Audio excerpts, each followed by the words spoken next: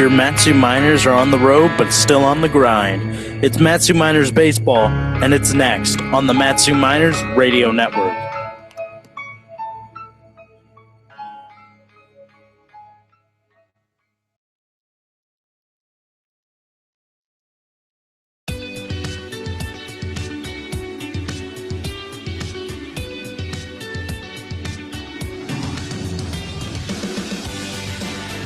Welcome into the Miners Pregame Show, brought to you by Napa Auto Parts.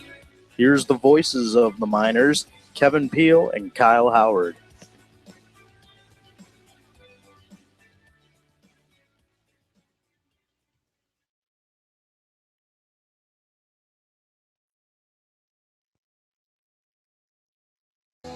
Last season brought heartbreak to the Matsu Miners. After winning the NL Division of the Alaska Baseball League, the Matsu Miners were swept by the Alaska Goldpanners, making the Goldpanners top of the World Series champions in 2014. Tonight, the Miners are in Fairbanks trying to secure a spot in the 2015 top of the World Series. It can be done with a win over those same Goldpanners tonight. Hi, everybody, and welcome to Groudon Memorial Park in Fairbanks, Alaska. This is Kyle Howard alongside my broadcast partner, Kevin Peel. You're now tuned into the Napa Auto Parts pregame show. It's game number 35 of the season for the Matsu Miners, and tonight's matchup with the Alaska Goldpanners comes with the Miners possessing a magic number of one game, to clinch the NL Division of the Alaska Baseball League in 2015. The last time these two teams faced off, it was a 15-inning marathon that the Miners won 1-0. Ryan Hinks was dominant in his outing, pitching 9 shutout innings and a no decision, while the Miners were able to equalize that with Brigham Hill, Corbin Martin, and Brick Paskowitz combining to toss 15 scoreless innings in the victory. Kevin, what can we expect from these two teams tonight in a must-win situation for the Goldpanners and a division-clinching opportunity for the Miners? Well, I think we can expect a good contest between these two teams. When you look at it, the Panners, after suffering that first loss at the hands of the Miners 9-1, they really rebounded in that second game in Palmer, came out with a good pitching performance from Ryan Hingst, and just really looked good in terms of their bullpen as well. And while they've had a lot of turnover this year, this is a team that is still hanging tough. Despite that, the home games are running short for them now, just 5 remaining, and that's including tonight's game. And then they are on the road the rest of the way. They want to keep winning those home games and give these fans who have come out faithfully something to cheer for. When you look at the Miners, I mean, the goal has been set from the beginning of what they want to do. This is their night to go out and embrace at least half of that goal, the NL Division crown. So you know they're going to come out strong. It has been a long day for them already with the traveling and everything, getting up at before 7 a.m. and getting on the bus and taking that 7-hour drive up here. But when you look at it, this is a team that is always ready to play no matter what the situation calls for, and they're going to be ready to play tonight even if they are maybe a little tired. And talking about turnover in a good way for the Matsu Miners as they turn the ball over to right-hander James Harrington tonight. Last outing against the Oilers on July the 14th was a very good one for him. He worked 6 innings, allowing 2 runs, just one of those earned on 6 hits while striking out 1 and walking 1, picking up his 4th one of the season. What does he need to do tonight to carry over that same success against the Goldpanners with facing him for the first time? Well, James Harrington so far this season has been a constant up story, which is really good for him. Yeah, we know, I'm sure he was really frustrated with his first few starts, starting off the season 1 and 2, but has really bounced back strongly since then. And I think the pitching staff and Matt Greeley and the skipper Ben Taylor really helping him to refine his mechanics and get those numbers more to where he wants them to be at. Now with a 4-2 record and just barely above a 2 ERA, James Harrington's confidence has probably never been higher, especially here with the Miners and in a tough league like the Alaska Baseball League. He's got to be feeling good. He's got to just keep that confidence going into tonight's matchup with a Goldpanner team that's trying to get as many wins at home before the time runs out here at Groudon Memorial Park for them on the season. And while James Harrington has been feeling good, so are the Alaska Goldpanners the last couple nights. The Goldpanners are coming off back-to-back wins for just the 3rd time this season. Kevin, what do the Goldpanners need to do tonight to work toward the 2nd highest winning streak of the year for the team? Well, right now it's about getting runs on the board, and that has been a really tough thing to do against Matsu Miners pitching all year. I mean, that's really the toughest task that you can ask a team to do against this Miners team with how solid their pitching has been.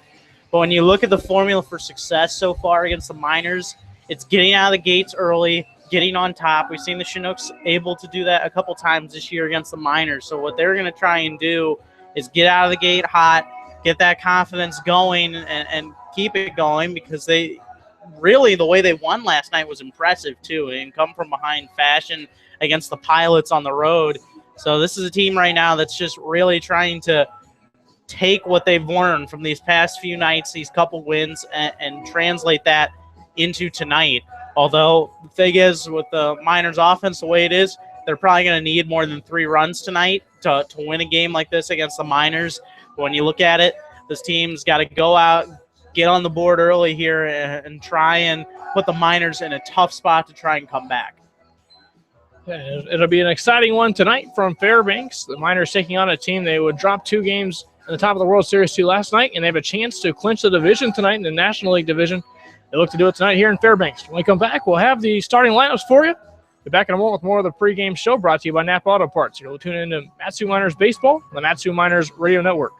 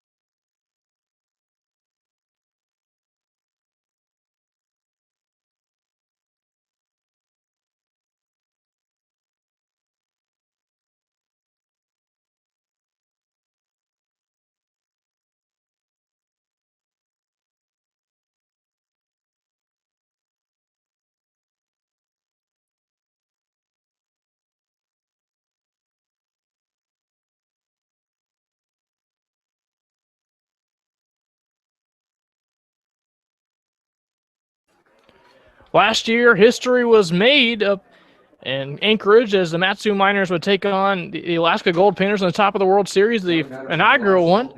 And the Alaska Goldpanners would sweep the Matsu Miners in the first two games. And now the Miners this year have a chance to write history of their own. They look to do it tonight against the Alaska Goldpanners and clinch the NL division here on this July the 21st here in Fairbanks, Alaska. Hi, everybody. Kyle Howard and Kevin Peel here with you tonight. Go ahead and give you the starting lineups for this matchup tonight between the Matsu Miners and the Alaska Goldpanners. Starting first with the Matsu Miners. Batting first and in center field, Alex Caruso. Batting second at shortstop, Tyler Wolf. Batting third and in right field, Brick Paskowitz. The DH and batting cleanup, Matt Diorio. Playing first base and batting fifth, Tanner Nishioka. And left field, batting sixth tonight, Vance Vizcaino. Batting seventh and playing third base, Niles Nygaard. Catching and batting eighth, Zach Plunkett. And batting ninth and playing second base, Caleb Wood. Defensively, for the host, Alaska Goldpanners tonight, across the outfield from right to left, out in right field, Evan Castellato.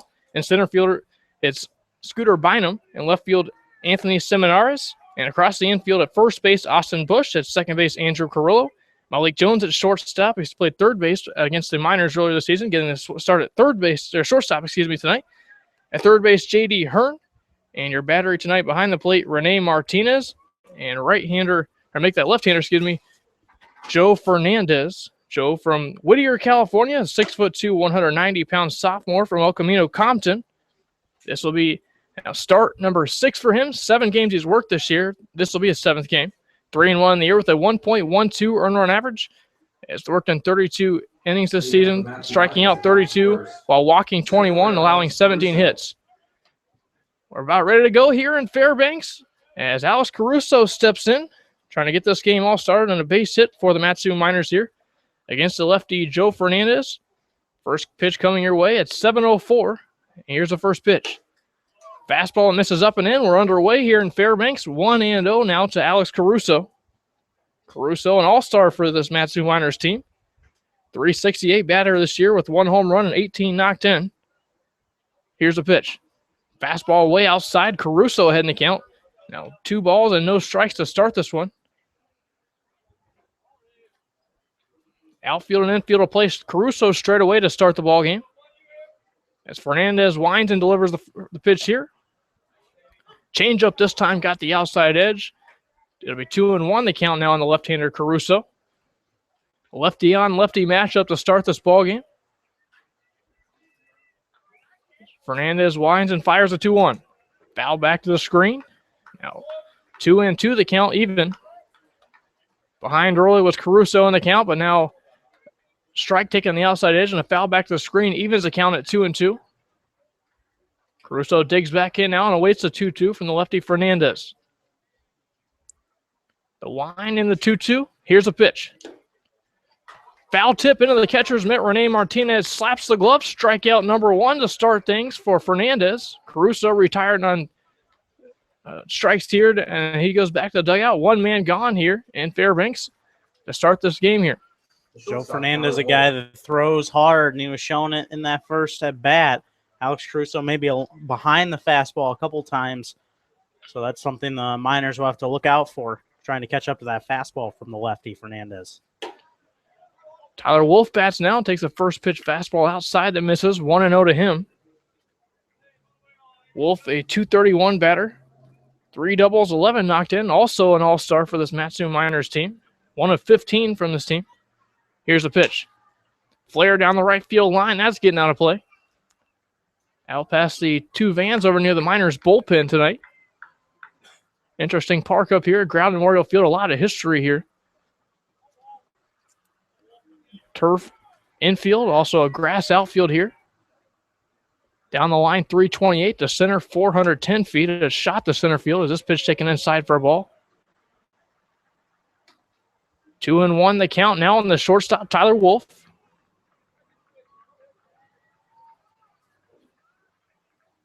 Wolf waving his bat around. Waiting on the 2-1 pitch. Here's the pitch from Fernandez. Curveball taken inside. Try to get it inside on the inside edge here. Couldn't get it to fall over. 3-1 now the count to the number 2 hitting Tyler Wolf.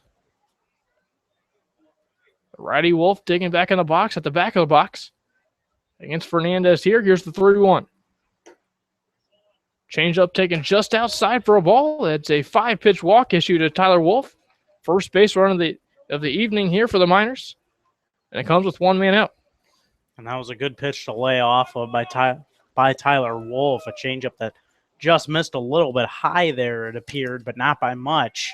And that time didn't sell it as well. Just kind of waited for the call from home plate umpire Jim Shulock.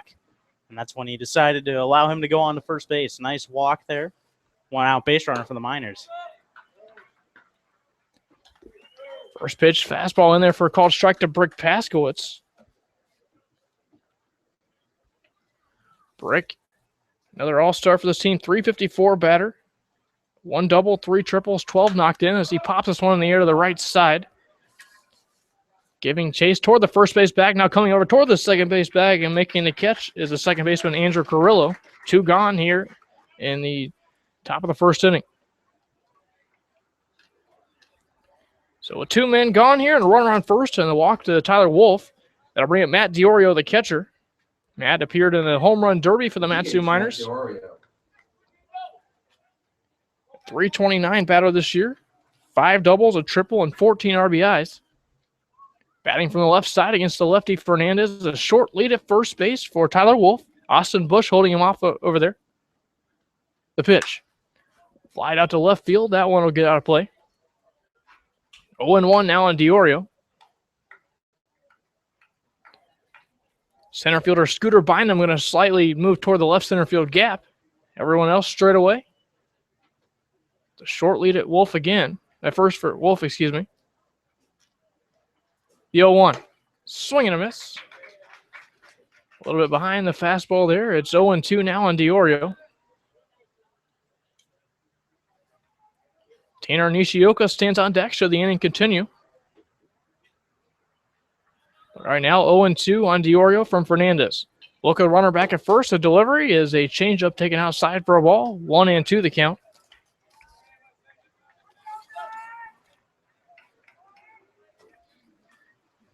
DiOrio waving his bat around. Ready now at the 1-2. Look at the runner back at first in the delivery. Curveball rings him up on the inside edge. A nice pitch by Fernandez. Down looking goes Matt DiOrio. And that will end the inning. So a 1-out walk issued to Tyler Wolf, and he's left stranded there. As we head to the bottom of the first inning here in Fairbanks, 0-0 to score. This is the Matsu Miners Baseball and the Matsu Miners Radio Network.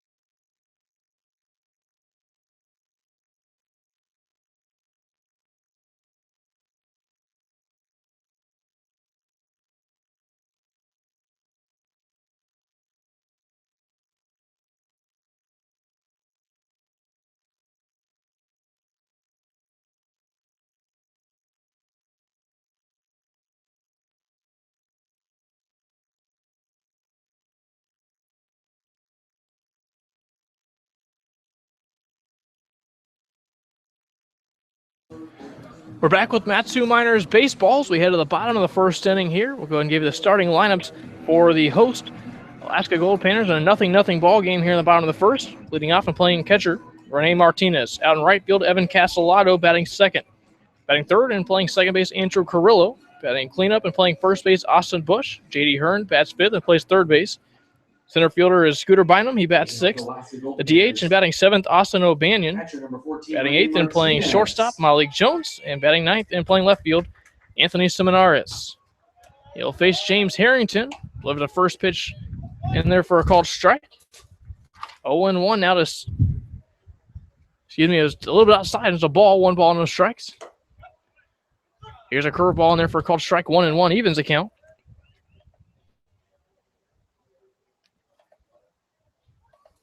James coming to wind and deliver now. The 1-1.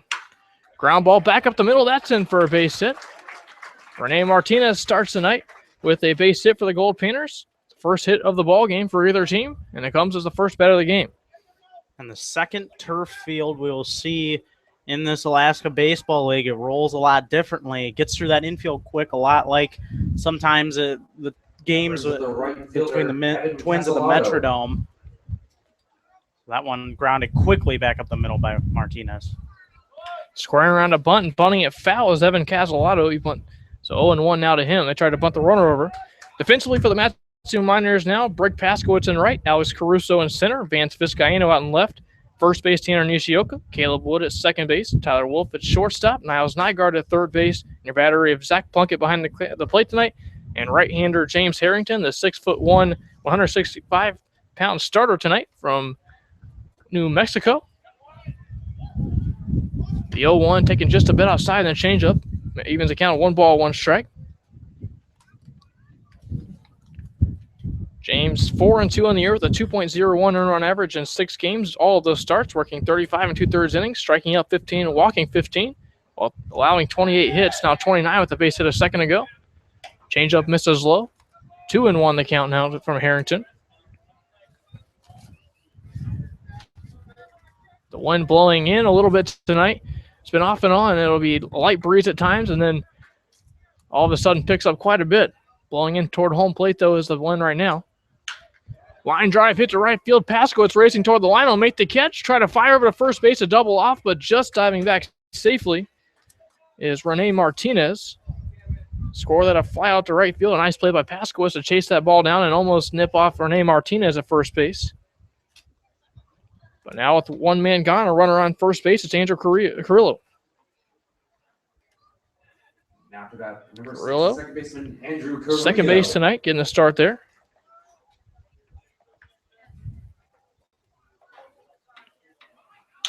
Popped in the air to shortstop, moving behind the second base back, and making the catch is Tyler Wolf for out number 2, a 1-pitch out for James Harrington. After allowing the leadoff base hit to Rene Martinez, he now has retired the last 2 batters in order. That'll bring up the first baseman Austin Bush here with 2 men out. High efficiency out there. Good pitch from James Harrington. Got Carrillo to go after it. He got underneath it, popped it straight up the chute to second base. Easy play for Wolf and the Miners. 2 gone, and Martinez still stuck over there at first. First pitch, a curveball that gets the outer edge in there for a strike from Harrington. 0-1 now on Bush. Bush, 281 hitter on the year. 4 doubles, a homer, and 12 knocked in. Takes a changeup outside now, just outside. 1-1, the count even. Outfield playing straight away here on the lefty Bush against the righty Harrington. Although the infield playing straight away as well. This one slapped to the left side. That's going to be through the hole between short and third. Another base hit for Austin Bush. For Bush, base hit number 26 of the year for him. That comes with 2 outs. Now runners on first and second with 2 outs here in the inning. And that was a very nice piece of hitting right there by Austin Bush. Took a pitch in on the handle of the bat there and just went with it and was able to ground it through that hole between short and third into left field. Great piece of hitting there for Austin Bush. Now 2 on. Only 1 runner in scoring position, though. So that'll bring up J.D. Hearn now. Hearn, the third baseman for the Goldpanners. First pitch curveball that misses low and away. It's 1-0 to him. Hearn, a .222 batter. 2 RBIs on the season. He has 2 runners on base here with 2 outs. Second baseman Wood going to creep toward the second base bag. Now back up to his normal spot. Change up in there for a called strike. Evens the count, 1 ball, 1 strike now in Hearn. It's the righty Hearn against the righty Harrington.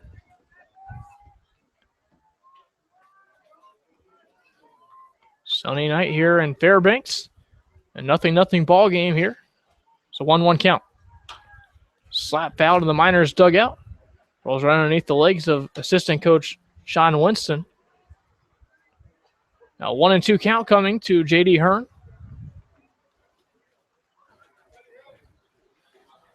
Runners on first and second. Harrington pitching from the stretch. He comes set, the 1-2, 2 outs. Here's a pitch. Line drive hit the center field, coming on towards short right center field, and making the catch is Alex Caruso for out number 3. 2 base hits allowed by James Harrington, but no harm done. They're both left stranded at first and second. We move to the top of the second inning here in Fairbanks. No score on your Matsu Miners Radio Network.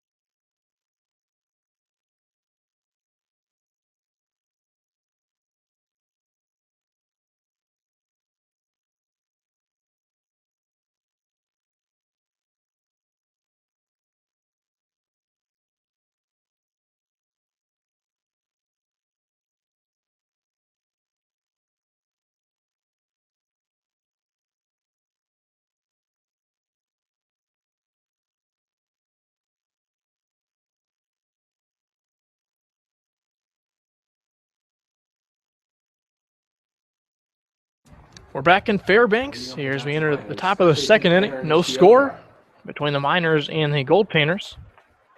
2 base hits allowed by the Miners in the bottom half of the first inning, but both were left stranded. The Miners got a base runner and a walk in the first inning.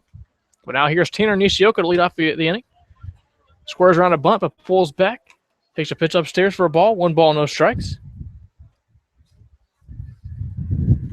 Tanner, the righty, batting against the lefty, Joe Fernandez. Fly ball hit to deep right center field. The center fielder Bynum giving chase. Now the right fielder in Castellato going to call him off in the right center field gap and make the catch. 1 quick out recorded.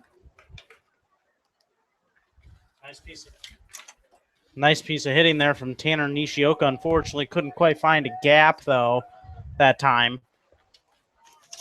As it was a deep fly to center field. So a quick out there for Joe Fernandez. Quick out it was, and now it'll be Vance Vizcaino. First pitch in there for a called strike to Vance. Vance, a .274 hitter on this season. 4 doubles, 2 triples, and 12 knocked in. Here's a pitch. Slap foul back near us. And considering the press box here a little bit more elevated, that's quite a shot back behind the plate. But it's a strike here, 0-2 the count. Vance the lefty against the lefty Fernandez. Here's the line in the 0-2. Swing and a miss. Got him swinging on 3 pitches here. Back to the dugout goes Vance Vizcaino for out number 2. Strikeout number 3 now for Fernandez quickly. And that'll bring up Niles Nygaard, the third baseman, with 2 outs. Niles this season hitting .242 with 7 doubles, a triple, and 6 RBIs. Also an all-star for this Miners team. Fernandez will wind and deliver. Here's a pitch. Ground to the second baseman, a slow roller. Moving toward the second base bag and firing in time for the out is Andrew Carrillo. 1-2-3 inning now for the lefty Joe Fernandez. No runners on for the Miners as we move on to the bottom half of the second inning. No score still here in Fairbanks. You listen to Matsu Miners Baseball on the Matsu Miners Radio Network.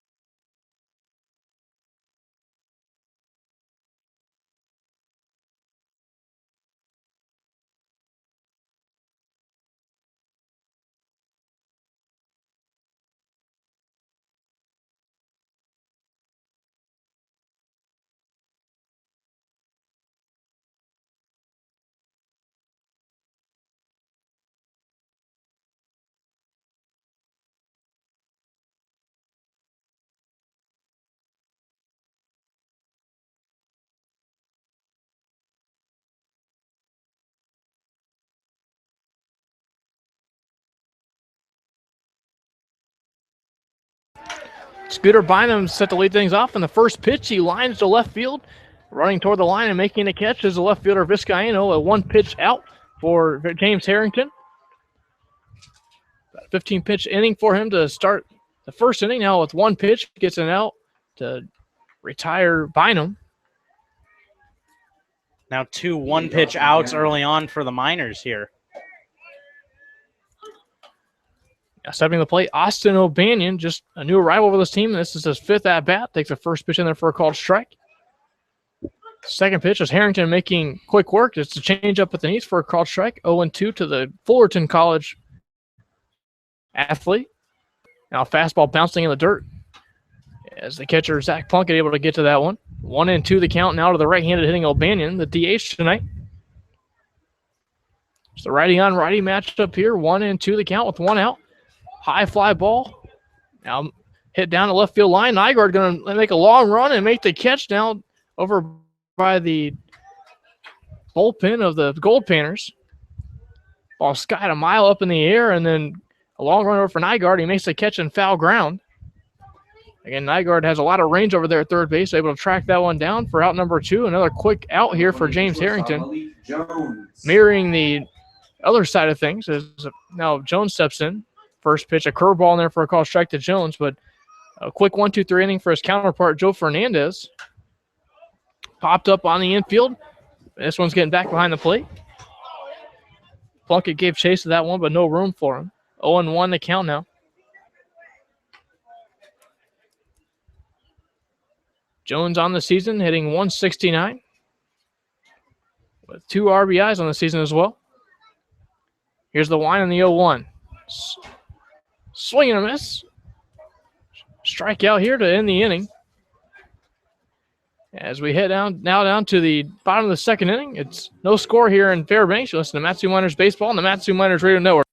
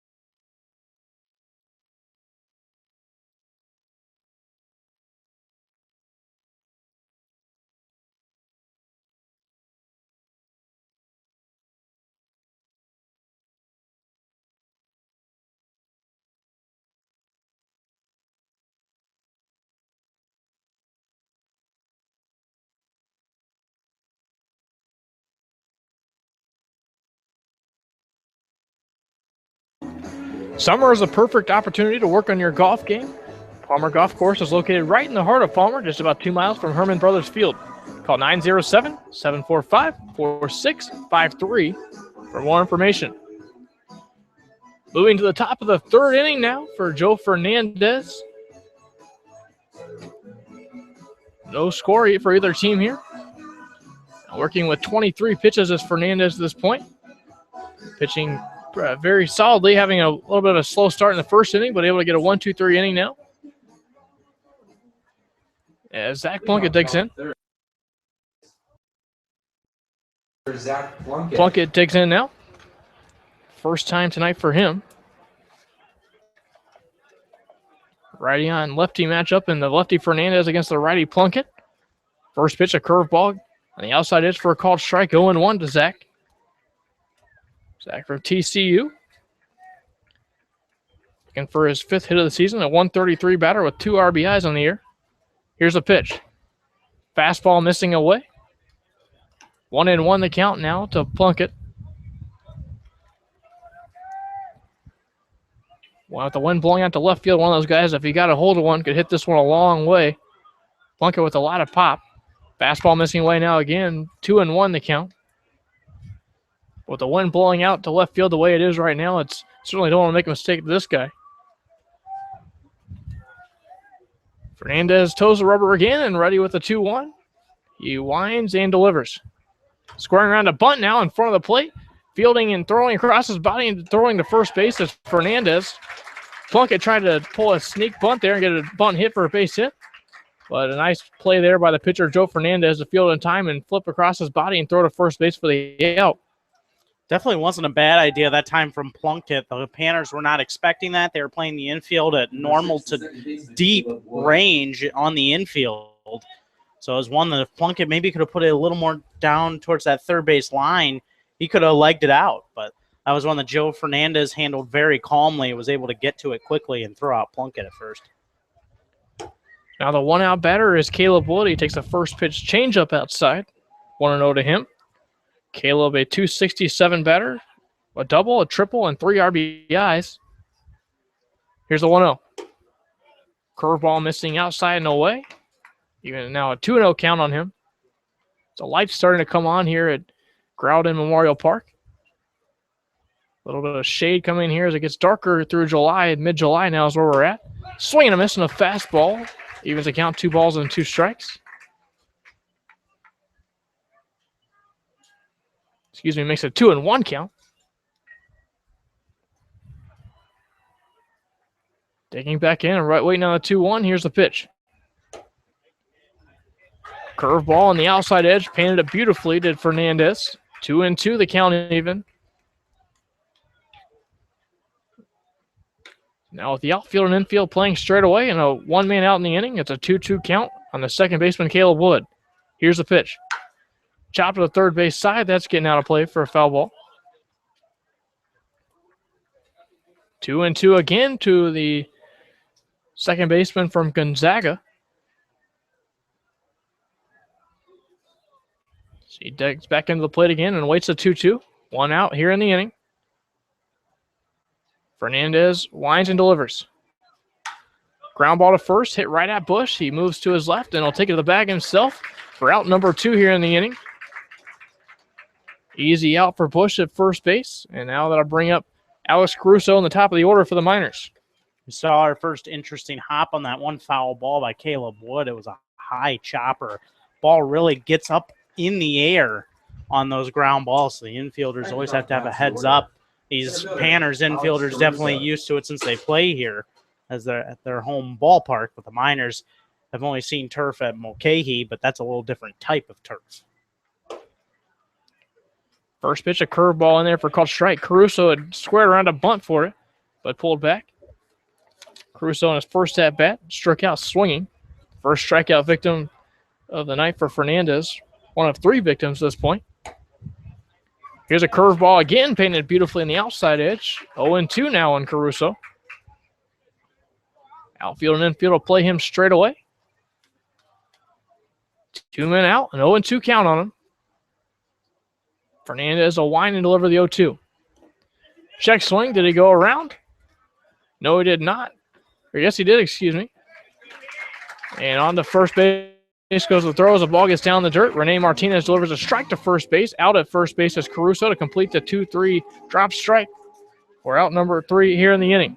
Another 1-2-3 inning turned by Joe Fernandez as we move to the bottom of the 3rd inning. Still no score here in Fairbanks. You listen to Matsu Miners Baseball on the Matsu Miners Radio Network.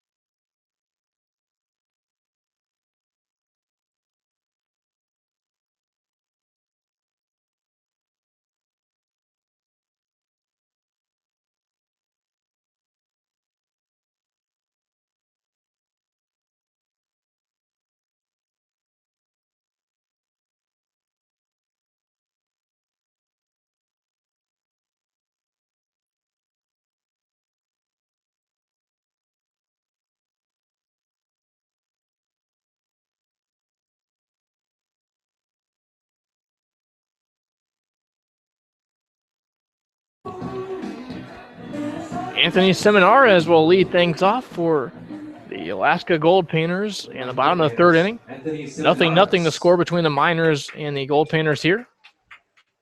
Here's the first pitch to Seminares. It's a curveball, and it's beautiful on the outside edge for a called strike. 0-1 now to Seminares. Here's a pitch. Changeup misses low for a ball. 1-1, they count on him.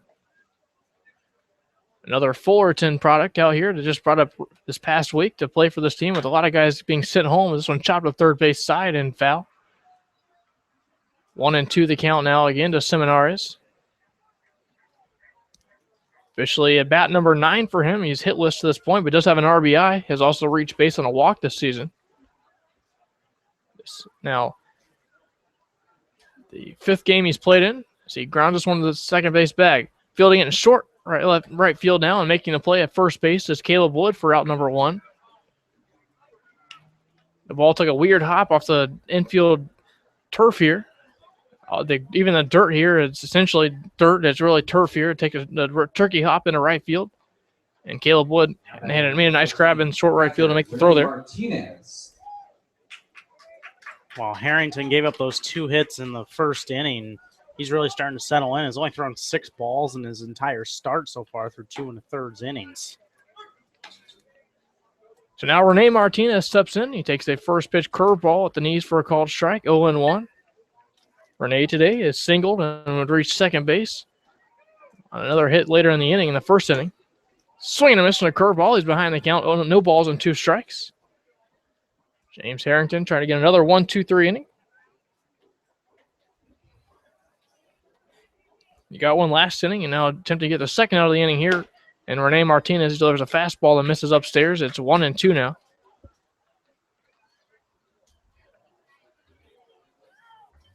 Caruso playing shallow and in left center field now. Everyone else straight away. Swing and a miss. The ball gets past the catcher Plunkett. And the ball's going to go all the way back to the screen. It'll be a strikeout for Harrington, but he's awarded first base as the ball gets past the pitcher. A strikeout swing, but a wild pitch enables him to reach base. One out base runner as Rene Martinez reaches base for the second time tonight. Yeah, just a bit of a tough luck break there. Great pitch from Harrington. One that Plunkett couldn't quite get under control there. And just took a bad hop off of his shin guard and went all the way towards the Goldpanners dugout.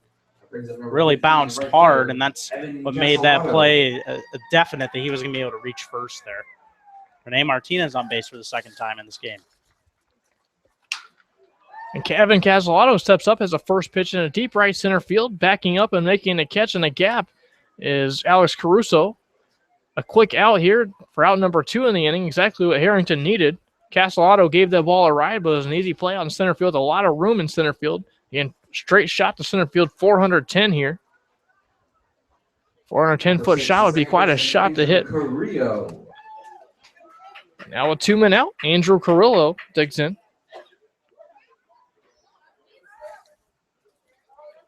Carrillo popped up to the shortstop his last time up as he takes a first pitch fastball at the knees for a called strike. 0-1 on him.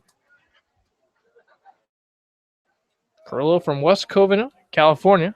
Also a Cal State University at Chico athlete there. Curveball slap out on the right field line, out of play.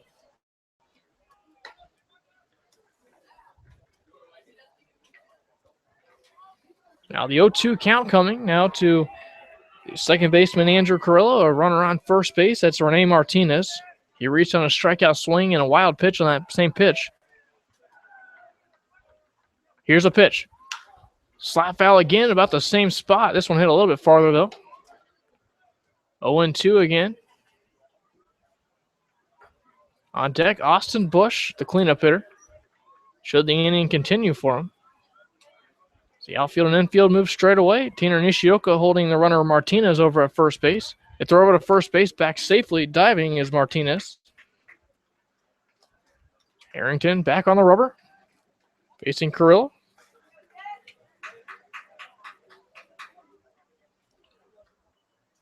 Coming set and delivering now.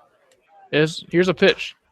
Popped up to the right side again. This one gets out of play to Carrillo. Another 0-2 pitch spoiled.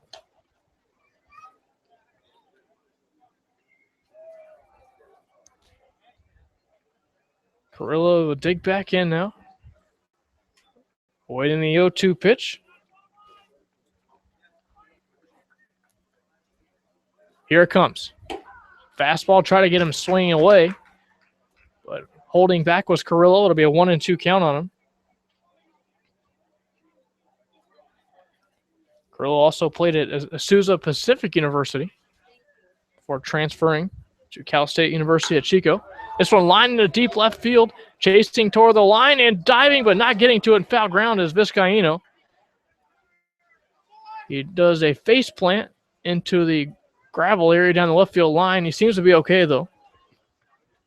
Yeah, he was going all out for that one. A dangerous play. That's not the most comfortable material to try and slide into down that left field line. The ball that just kind of kept pushing more and more foul. Wind helping out with that ever so slightly. So with that, another long foul off the bat of the second baseman, Andrew Carrillo, but it's still a 1-2 count on him. Here's a pitch. Swing and a miss. Got him swinging on the curveball. James Harrington sits down Andrew Carrillo on a long at bat. With that, a runner stranded at first base as we head now to the top of the fourth inning with Kevin Peel taking over the play-by-play action. Still no score here in Fairbanks between the Miners and the Goldpanners. Listen to Matsu Miners Baseball, the Matsu Miners Radio Network.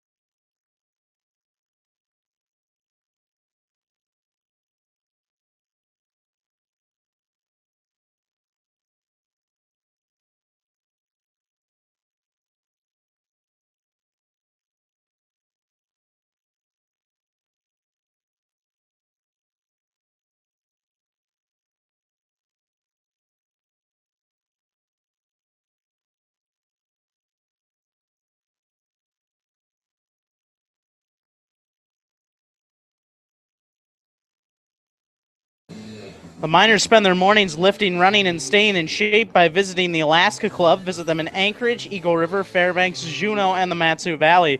Visit www.thealaskaclub.com. Beautiful night for baseball here in Fairbanks, Alaska. I'm Kevin Peel alongside my partner Kyle Howard. A scoreless game so far here at Groudon Memorial Park. No runs, no hits, no errors for the Miners. No runs, 2 hits, no errors for the Goldpanners. As so far for Joe Fernandez, who has had a solid 3 innings pitched, 24 strikes and 12 balls for him, and hasn't given up a hit so far. Back-to-back 1-2-3 innings for him as well. He's been very effective on the hill the last couple innings especially. He'll face 2, 3, and 4 in the order as this fourth begins. Joe Fernandez, the slow windup. The pitch is grounded hard towards third. Going to be a tough play. Skips off the arm, but ultimately getting to it and making the play for the out. So 1 gone in the inning. That was a tough hop for the third baseman to handle. Still able to get it. That's why they call it the hot corner. The ball hits so hard there. It's a tough play to make sometimes. But a nice adjustment over at third base. As J.D. Hearn able to scoop that one up and throw it to first base in time for the out. I'll bring up Brick Paskowitz. First pitch is just inside with a fastball from Martinez. 1-0. Brick Paskowitz is 0 for 1 with a pop out to second base. 1-0 is outside for a ball as well, so he falls behind the count now, 2-0. The wind has been blowing steadily all night from the hills behind the outfield walls. That one just a little high again with another fastball. Count now 3-0. Occasionally blowing towards that left field corner, but at times it's been pretty gusty right into our face as it's come from dead center field. Missing high once again is Joe Fernandez, a 4-pitch walk issued to Brick Paskowitz. A dangerous proposition put on there by Joe Fernandez, walking Brick Paskowitz, the speedy Brick Paskowitz, in 4 pitches. I'll bring up Matt DiOrio with no score right in the top of the 4th inning. You're talking about the wind. The wind's been very unpredictable to this point. At times it'll be gusty, and at times it'll be dead. So you just really, throughout the night, it's been unpredictable in that sense.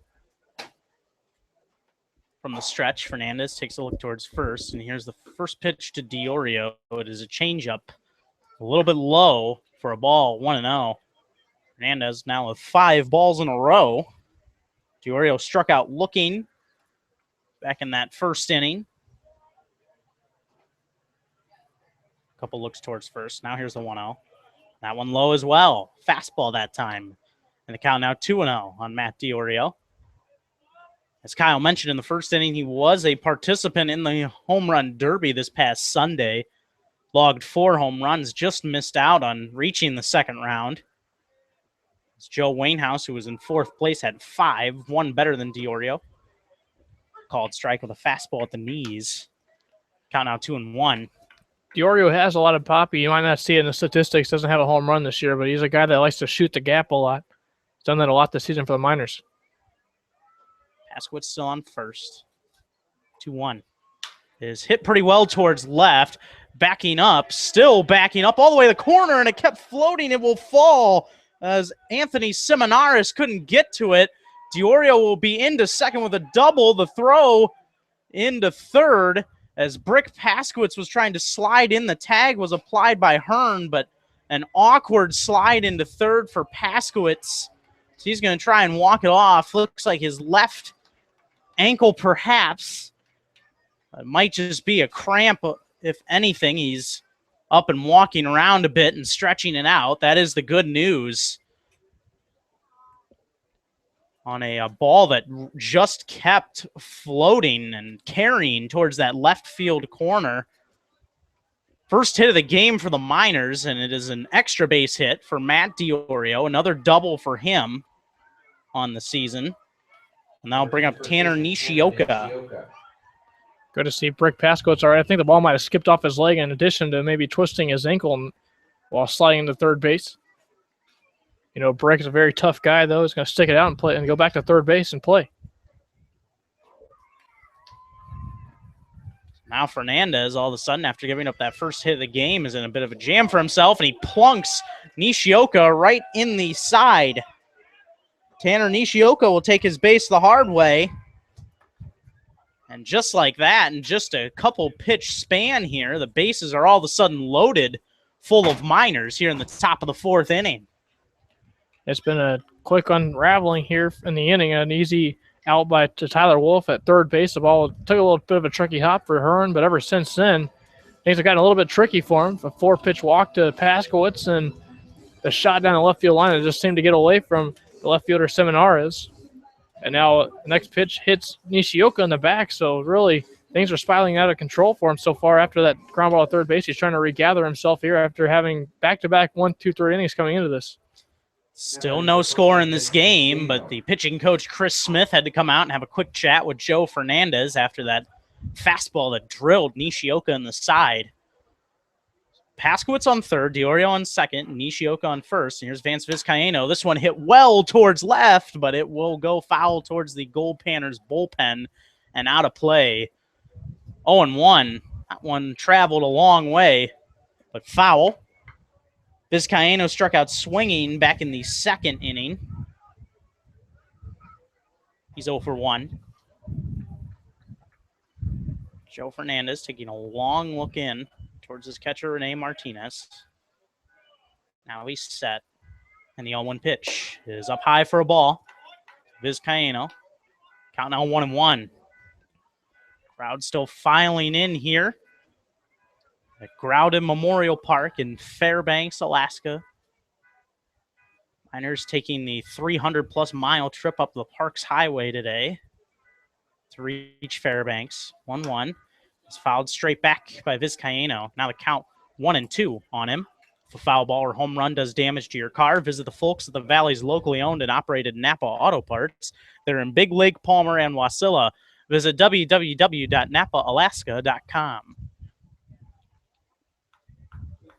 No score, 1-2 count here on Vance Vizcaino. And here's the pitch, and this one is chopped. It's going to be a tough play for Bush. He dives, but there's going to be no play. An infield single for Vance Vizcaino. Will score a run. It will score Brick Paskowitz, who is running just fine after sliding awkwardly into third base on that Matt DiOrio double. An RBI single for Vance Vizcaino will plate RBI number 13 of the season, and the Miners take a 1-0 lead here in the top of the fourth. Hit number 2 of the game for them. Tough play for Bush to make it first base. He dove to prevent more runs from scoring. The ball was hit so softly, another run possibly would have scored with DiOrio staying on third base right now. But the Miners do cross the plate first and with a 1-0 lead. Now Niles Nygaard, that one high and away for a ball. Ball will get away from Rene Martinez, and in to score is Matt DiOrio. Miners, just like that, make it 2-0 on the wild pitch. Now Niles Nygaard barely even into the box, and one run comes in to score. 2-0 Miners now lead it here in the top of the fourth. Nishioka moves over to third, and now Vance Vizcaino moves over to second.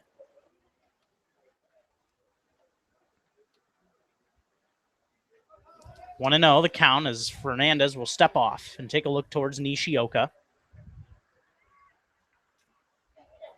Niles Nygaard on the day, 0 for 1 with a ground out to second back in the second inning. This one hit high and foul out of play down that first base line. Count now 0-1. Niles flirting with disaster there as a Fairbanks police officer actually driving down the drive over there. He wasn't target seeking. We don't want Niles to get in trouble with the law. Don't think that'd be possible. The 0-1 is hit well towards the left field corner. Still giving chase to Seminares. He dives and he won't get it. It will hit up against the wall. Vizcaino will score, as well as Tanner Nishioka as the ball gets past the catcher Rene Martinez. A double turns into Niles Nygaard moving up to third on an error. The bases are cleared except for Nygaard now on the RBI double, the third hit of the game, and the Miners now out to a 4-0 lead on Joe Fernandez here in the top of the fourth inning. The ball smoked off the bat of Niles Nygaard down the line. It looked trouble off the bat. Only question if Seminares could get to it and dive and make the catch. He almost did out there, but it was a nice run down by him, but the ball was tailing toward the line and able to get in there just past the outstretched arms of Seminares out there in left field. Zach Plunkett now steps in. A 4-0 game. He grounded out to the pitcher back in the third. Infield pulled in with just one out. Big swing from Plunkett, and he swung right through it. Count now 0-1. Niles Nygaard with those 2 RBIs. Logs 7 and 8 on the season for him. Was also double number 8 of the season. 0-1 is on the outside corner with a fastball for a strike from Joe Fernandez, and the count now 0-2. Caleb Wood, second baseman on deck for the Miners. It's the Shadows casting over Zach Plunkett, who's up at the plate from the light pole. Fouls that one straight back. Count will remain 0-2. Catcher out of Texas Christian University.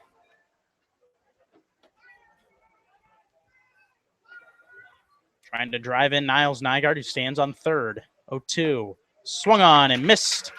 Struck him out to Joe Fernandez. Big one for him. That is number 4 on the game for Joe Fernandez. Now the infield will also be able to move back. And we'll take a 2-out hit from Caleb Wood to try and drive in another run. Miners leading 4-0 here in the top of the fourth. Caleb Wood so far today, 0 for 1. Ground out to first base. Here's the pitch, high and away by Fernandez. That pitch is the 22nd pitch of the inning now for Fernandez, who is cruising along up to this point with 36 pitches to the first 3. Now well over that mark, at least far as what he was throwing per inning at that point of 12 pitches on average. And that fastball just misses outside for a ball, 2-0. It only seemed like a matter of time before another minor would reach base. Their only base runner coming into this inning was Tyler Wolf, reaching on that walk, but they turned that into a big inning. 4 runs in here in the 4th. Ball high. Fernandez now way behind in the count. 3-0 on Caleb Wood. Caleb Wood trying to extend his hitting streak. He has been dialed in. Take a called strike on the outside corner. 3-1 with a fastball. Caleb Wood's hitting streak currently at 4 games, looking to extend it to 5. And way inside, almost hit him. He'll take his base. And now another 2-out base runner as Caleb Wood reaches. Second walk of this game issued by Joe Fernandez. Now they'll bring up Alex Caruso, the 9th batter to face Joe Fernandez in this inning. Alex Caruso today, 0 for 2 with 2 strikeouts so far. Like to redeem himself with a base hit here to play another run. Fernandez from the windup takes a long look towards first, and here's the first pitch. It is high for a ball, a fastball to Caruso. 1-0. Caruso, another one of those 15 All-Stars, just like Rick Paskowitz that Kyle mentioned back in the first inning. Miners and Bucks both fielding 15 All-Stars. This one lines softly right at second base. And that is that. But not before 4 runs come in to score in the top of the 4th inning on 3 hits. We head to the bottom of the 4th here at Ground and Memorial Park. Miners 4, Goldpanners nothing. You're listening to Miners Baseball on the Miners Radio Network.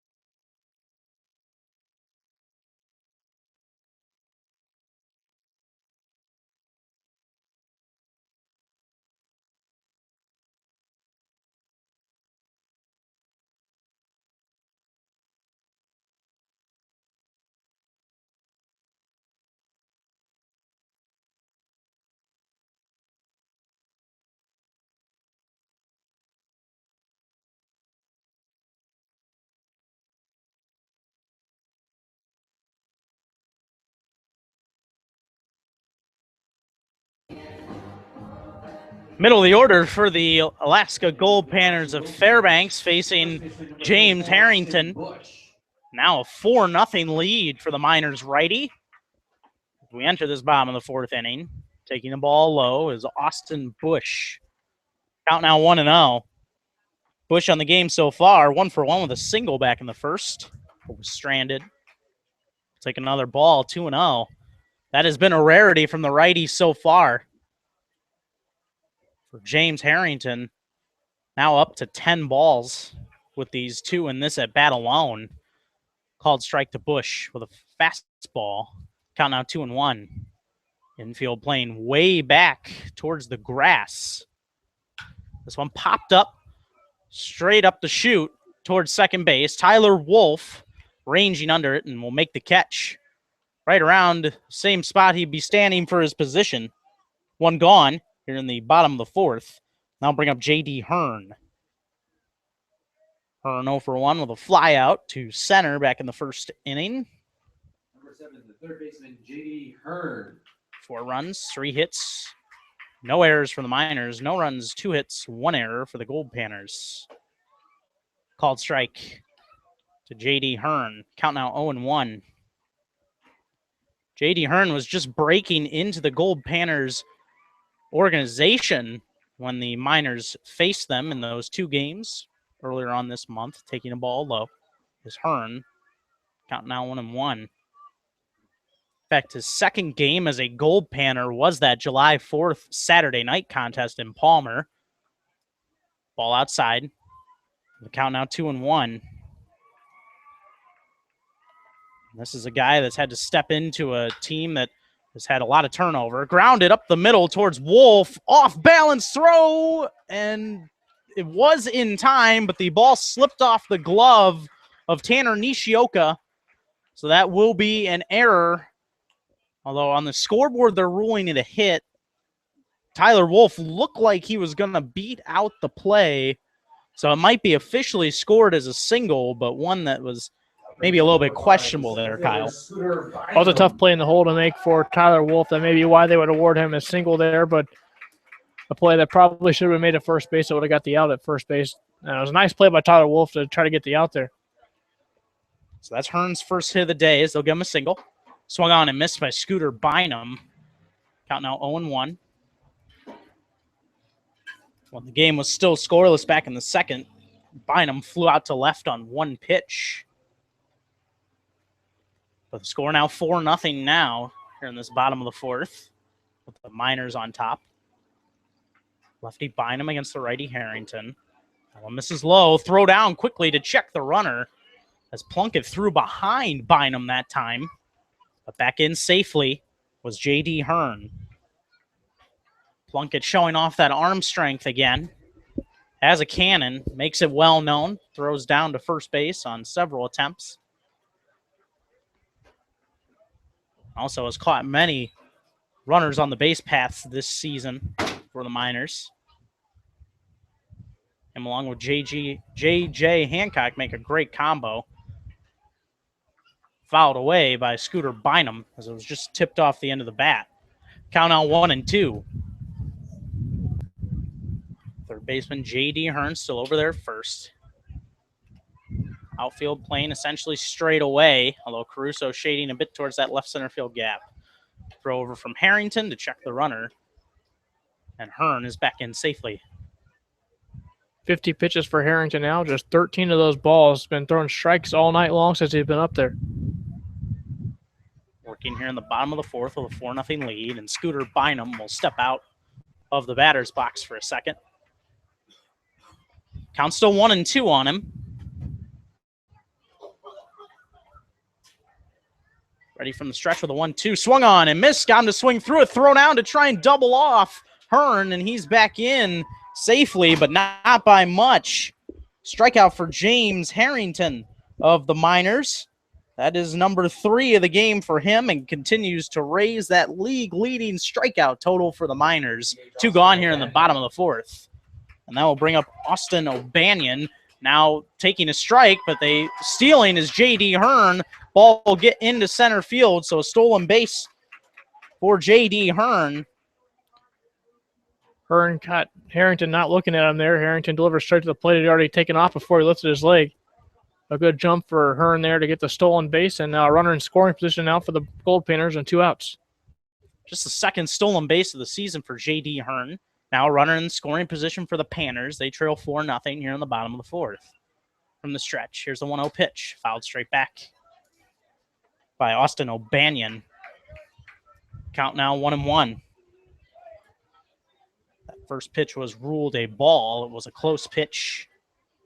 And Hearn was trying to steal. Harrington has to step off. As Hearn was dancing around over by second base. Stepping off again is Harrington. 1-1. Will now focus his attention to facing Austin O'Banion, who's 0 for 1 with a pop-out back in the second. 1-1 pitch. Misses outside with a curveball. Count now 2-1. Only the second runner to get into scoring position in this contest for the Goldpanners. In the first, they were unsuccessful in trying to score him. 2-1. Check swing on a changeup. Did he go? He did. Austin O'Banion could not check his swing in time. Count now 2-2 on the Goldpanners designated hitter. Pitch away from getting out of this inning is James Harrington. after giving up the infield single to J.D. Hearn. 2-2. Is in the dirt for a ball. Hearn's running, and Plunkett not going to have a chance. Looked like that might have been more of a borderline pass ball wild pitch. It was one that Plunkett probably should have stopped, but it was in the dirt and way outside. So Hearn able to move up there. Plunkett frustrated as well as he pounds his fist on his mitt. And taking ball 4 is Austin O'Banion. So he'll move on to first base. Runners will be on the corners now with 2 gone, and that'll bring up Malik Jones, the shortstop who struck out swinging back in the second. Panners have their best opportunity of this contest to try and cut into the now 4-0 lead for the Miners. Called strike with a fastball from Harrington. Count now 0-1. This is the first walk of the game issued by Harrington just a moment ago to O'Banion. 0-1 to Jones is softly grounded towards second base. Caleb Wood will get to it and throw over to first in time to retire Malik Jones. So there was a jam. Runners on the corners with 2 outs, but James Harrington once again finds his way out of that jam with no damage done. We head to the 5th here at Groudon Memorial Park in Fairbanks, Alaska, with the Miners leading 4-0. You are listening to Miners Baseball on the Miners Radio Network.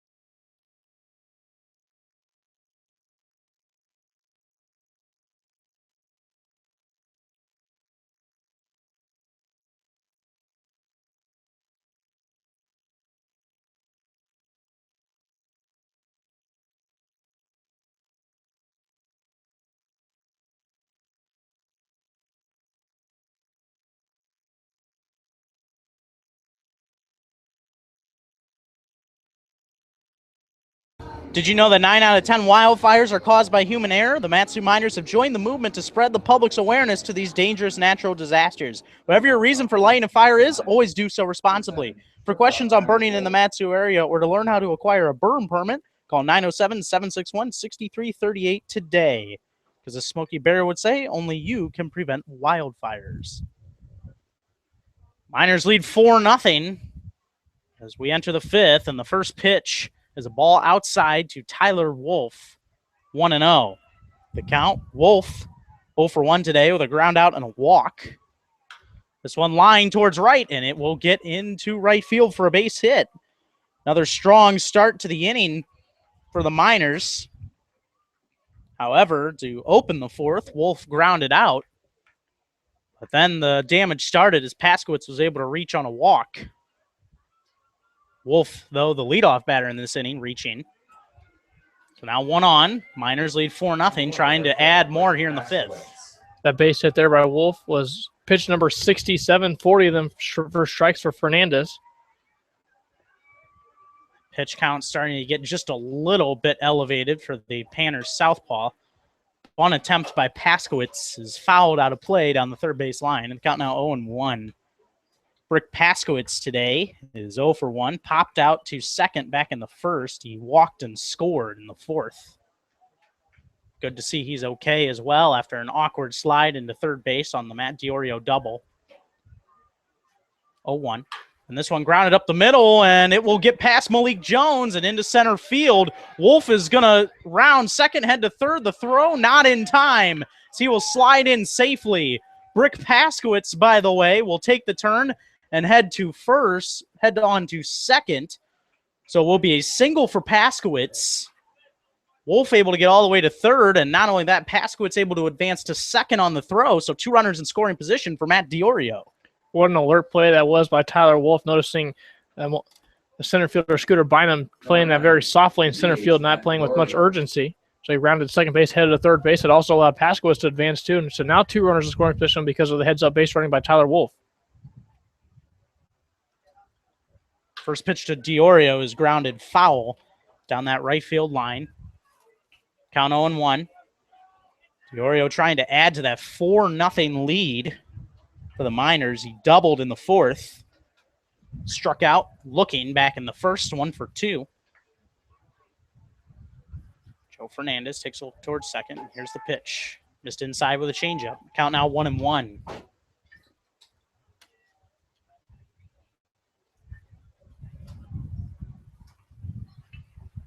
A ball that just kept carrying out towards that left field corner. Looked like a routine flyout for DiOrio as he swings and misses at that changeup in the dirt from Fernandez. The count now 1-2.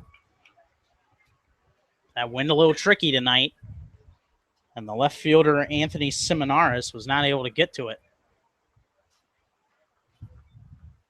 Count now 1-2. Here's a pitch. This one grounded towards first. Runners are going to have to hold where they're at as Austin Bush will step on the first base bag. Big out there. 1 gone now in the inning. Still 4-0 Miners. I'll bring up Tanner Nishioka. So big confidence out for Fernandez, but still not really close to getting out of this inning. Tanner Nishioka is 0 for 1 with a fly out back in the second inning, and he was hit by a pitch in the fourth. And ultimately came in to score on that Niles Nygaard double. This one hit back up the middle towards short, but playing in was Jones. The runner's going to have to hold where they're at. Quickly, 2 retired. And the runners still in their positions. Wolf at third and Brick Paskowitz at second. The inning will be left up to Vance Vizcaino. Good damage control so far by Joe Fernandez, falling out with nobody out in the inning and runners on second and third and getting back-to-back ground balls. The infield pushed in. Now 2 outs, possibly getting out of the inning without being scathed here. Joe Fernandez showing good composure, trailing 4-0. This one grounded hard towards second, and it will be an easy play as Carrillo throws on to first to retire the side. So 2 leadoff singles against Fernandez made the inning very interesting to start, but Fernandez does the job and gets the next 3 straight outs to retire the side. We head to the bottom of the 5th. Miners 4, Goldpanners nothing. You are listening to Miners Baseball.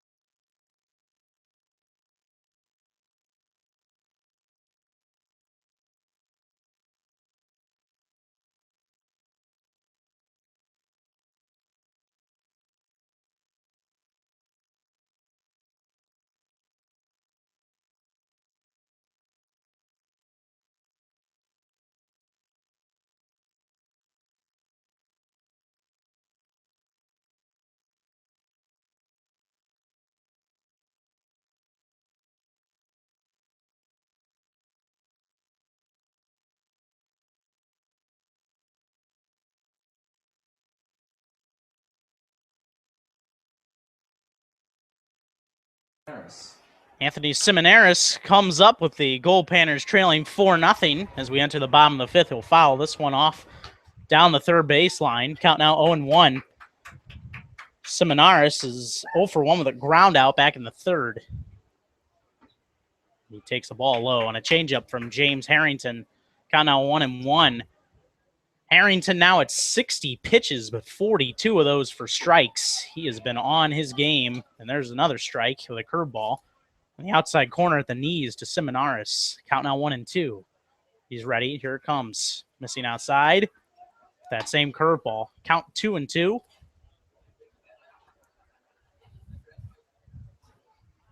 Field plane just very slightly onto the grass. Fouled hard towards that Miners dugout by Seminaris. Count remains 1-2. This is not the only baseball game going on in Fairbanks tonight. Another local game going on across the road. Called strike 3 to Seminaris as he froze. The left fielder did James Harrington, a beautiful off-speed pitch on the outside part of the plate. He has another strikeout, one gone here in the 5th. Number 14, the catcher, Rene Martinez. Miners leading 4-0 so far in this one. Now 5 strikeouts for James Harrington. He continues to pile those up. Rene Martinez, the leadoff hitter. We'll take a called strike with a changeup from Harrington. That plus change. 0-1. Rene Martinez has reached twice today, singled and reached second in the first. And struck out, swinging as he swings at that fastball low and misses. Count 0-2. He struck out in that third inning, but was able to advance on a wild pitch from Harrington. 0-2. Outside for a ball. Fastball from the righty, Harrington. Count now 1-2. The right fielder, Evan Castellato, waiting on deck. This one line towards left. Will it drop in front of Vizcaíno? Yes, it will. On one drop. Somewhat gets behind him, but he's able to get to it quickly as it hit him right in the chest. Vizcaíno going to try and shake that one off. Another hit for the Goldpanners. Second hit of this game just for Rene Martinez himself. And in total, the 4th hit of the game for the Panners. 1 on, 1 out. Miners up 4-0 here in the bottom of the 5th. Panners trying to cut into that as Evan Castellato will step in. Castellato 0 for 2 with 2 flyouts in this contest. Fastball just missed inside from Harrington. Count now 1-0. Plunkett faked the throw down there to check Rene Martinez.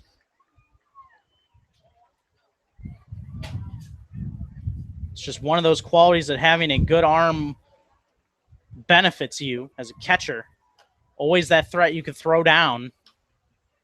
Harrington also throwing over to check the runner, Martinez. He's back in safely. Count still 1-0 on Castellato, the lefty. 1-0.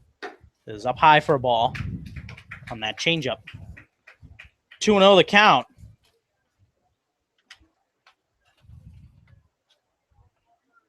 Evan Castellato out of Cal Irvine just finished up his junior year there. And this one is grounded slowly towards first, but foul. As Nishioka was giving chase. Count now 2-1. Castellato in one of the games earlier this year with UC Irvine came off the bench on April 19th and hit a 2 RBI single. And giving a pitcher, Stone, his first earned run of the season. The guy that was locked down in that Big West Conference. Following it straight back is Castellato, and the count now 2-2.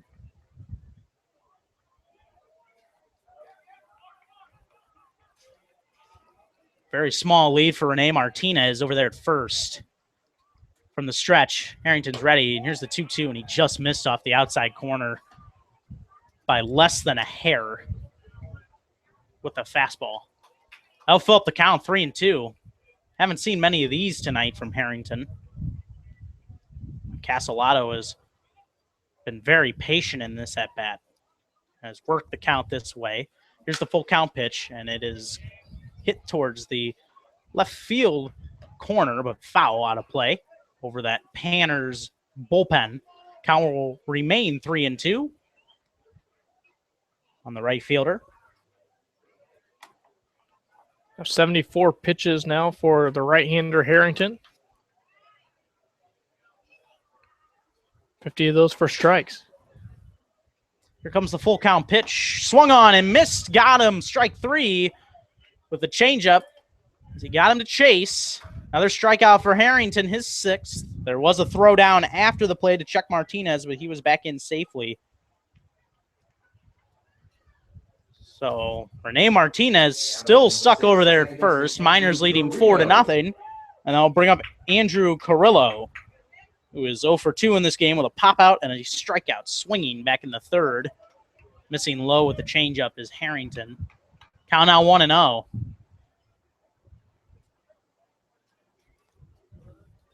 Andrew Carrillo, one of those 4 All-Stars. We're in Anchorage just 2 days ago. This one lined towards right. Brick Paskowitz has to move a couple steps to his right and back a step to make the catch to retire the side. James Harrington gives up another hit, but nothing comes of it. We head to the 6th here in Fairbanks. Miners 4, Goldpanners nothing. This is your home for Mat-Su Miners baseball.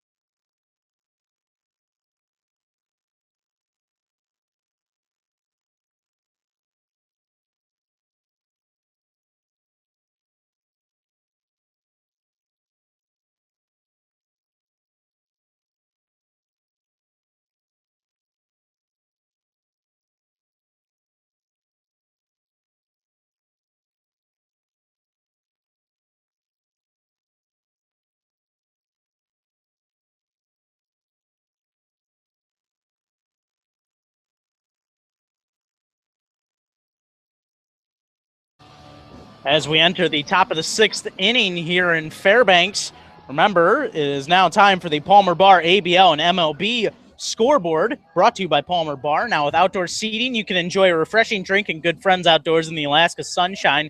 Located in downtown Palmer, the Palmer Bar is a great place to grab a bite to eat and take in the sights. Call 907-745-3041 today. Right now here in Fairbanks, though, the Miners leading 4-0 as we enter the top of the 6th.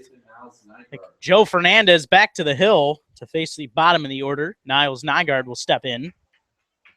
First pitch is a changeup on the outside corner at the knees for a strike. 0-1. Nygaard today, 1 for 2. Had that 2-run double back in the 4th, grounded out in the 2nd. 0-1. Way outside for a ball. Count 1-1.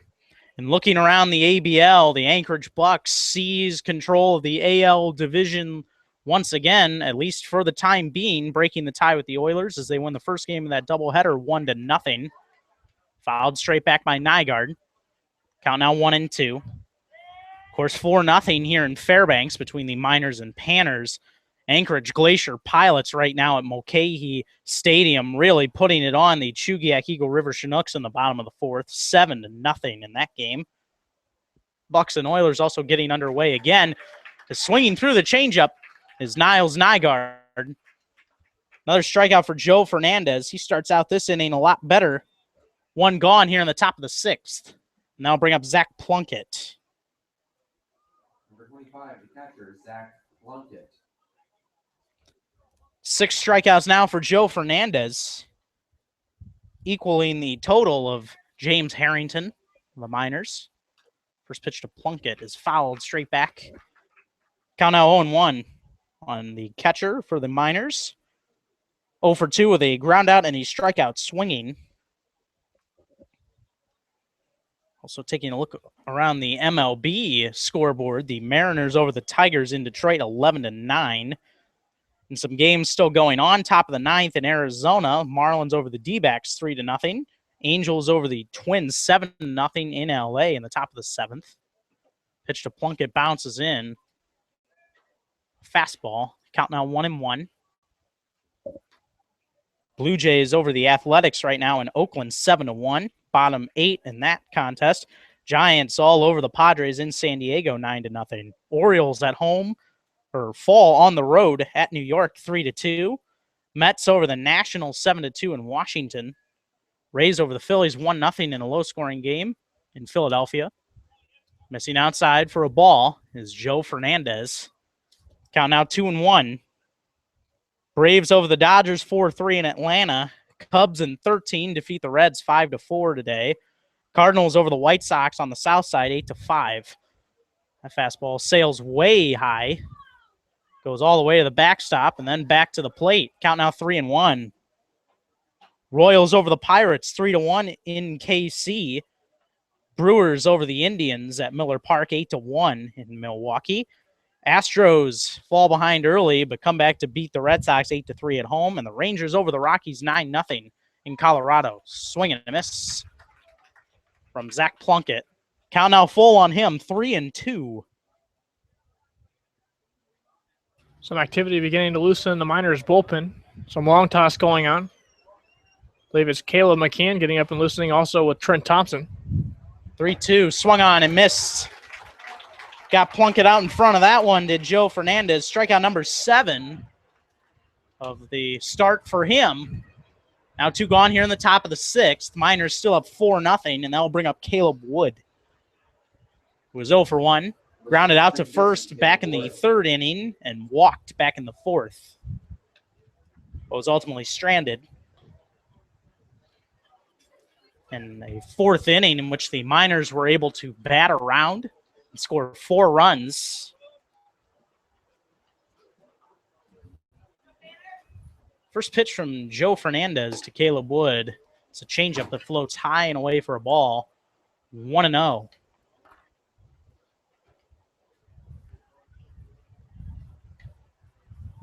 Outfield playing Caleb Wood straight away. We'll take a ball high.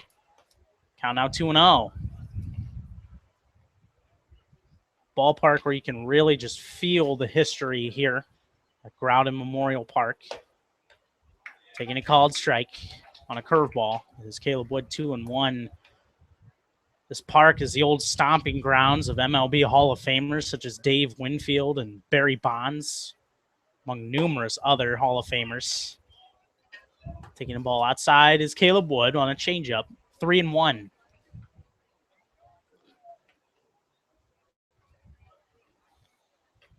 From the windup, and the 3-1 pitch is low for a ball. Caleb Wood will take his base. And so the inning will continue. Panners also getting their bullpen up and moving quickly.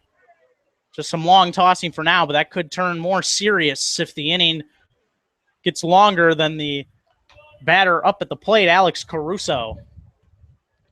Talking with a couple of members of the front office here for the Panners before the game, talking about when Winfield used to be here and used to hit it over in the left field over onto the building out there, which is now the curling club. Ball bounces in the dirt on a fastball from Fernandez. Stealing the bag is Caleb Wood. So he will get in there with another stolen base on the year. Nice awareness there from Caleb Wood. Ball didn't really get away from the catcher Martinez, but one in which he was paying attention and was able to hop on that opportunity and log his 3rd stolen base of the season. Caruso ahead in the count, 1-0, with the Miners leading 4-0 here, trying to add on to that in this top of the 6th. Taking a fastball for a strike on the outside corner is Caruso, 1-1. Back to that story with Dave Winfield, the Fairbanks curling club building right beyond the left field walls, about probably another 100 feet beyond there. That's a shot out to left field. 1-1. Called strike with a changeup at the knees. Count now 1-2. Today, that would be a really hard home run to hit with the wind blowing in and swirling the way it is, but altogether an impressive shot, and some impressive players not only played in this league, but at this ballpark. As Caruso swung on and missed at that changeup from Fernandez, that will retire the side. Strikeout number 8 for the Panners lefty. We head to the bottom of the 6th. Miners still up by 4 here in Fairbanks. You're listening to Miners Baseball on the Miners Radio Network.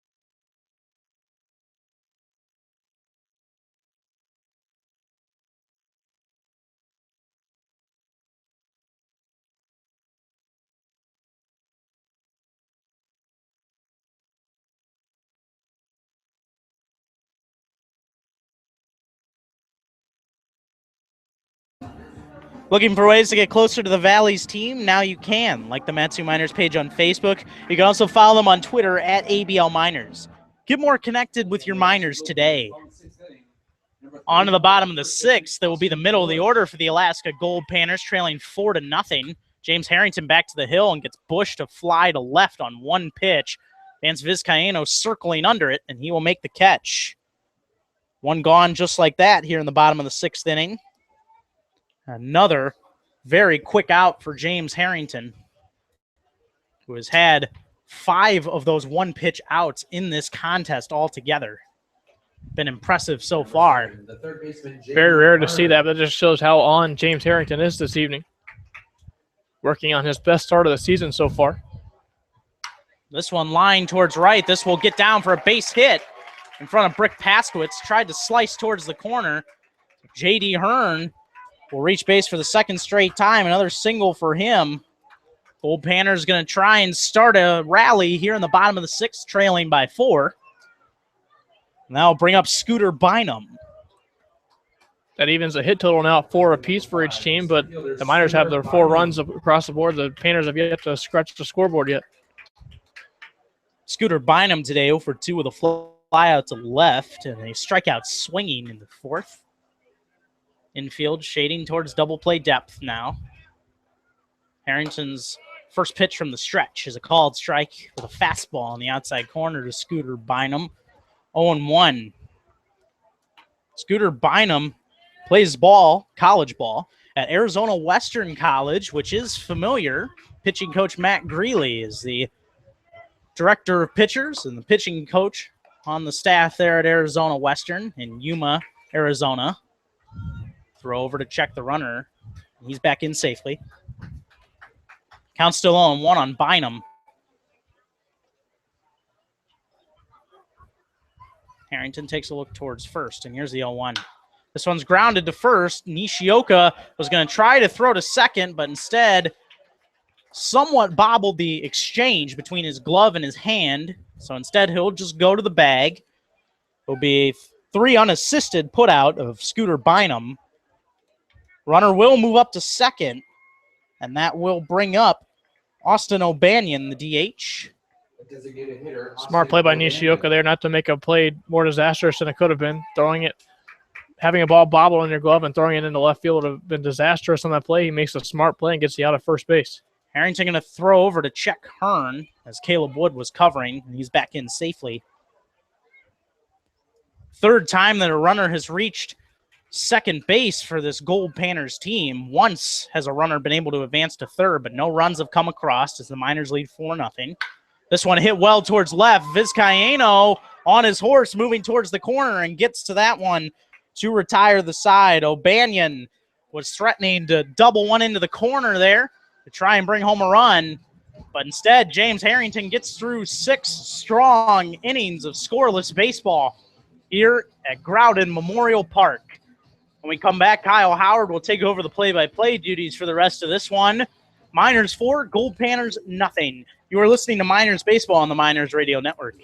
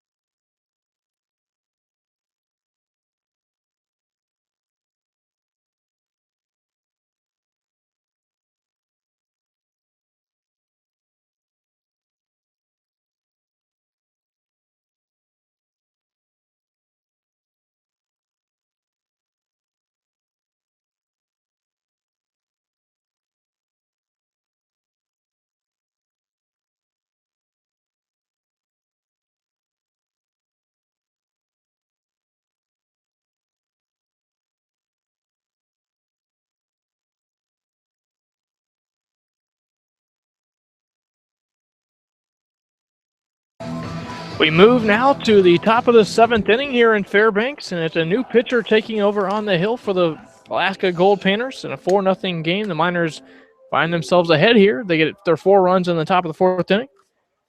And that's where we are at this point. Steve Simmons, a new right-handed pitcher from Kalamazoo College. He's a sophomore there. Calls home Novi, Illinois. On the year, has worked in 8 games. It's his 9th now, 15 innings, carrying a 1-0 record with a 4.20 earned run average, allowing 7 runs, all of them earned, while striking out 6 and walking 5. First pitch, a fastball upstairs to Tyler Wolf. 1-0 the count to the righty Wolf. Here's a pitch. Fly ball skied down the right field line and out of play. Evens the count 1 ball and 1 strike.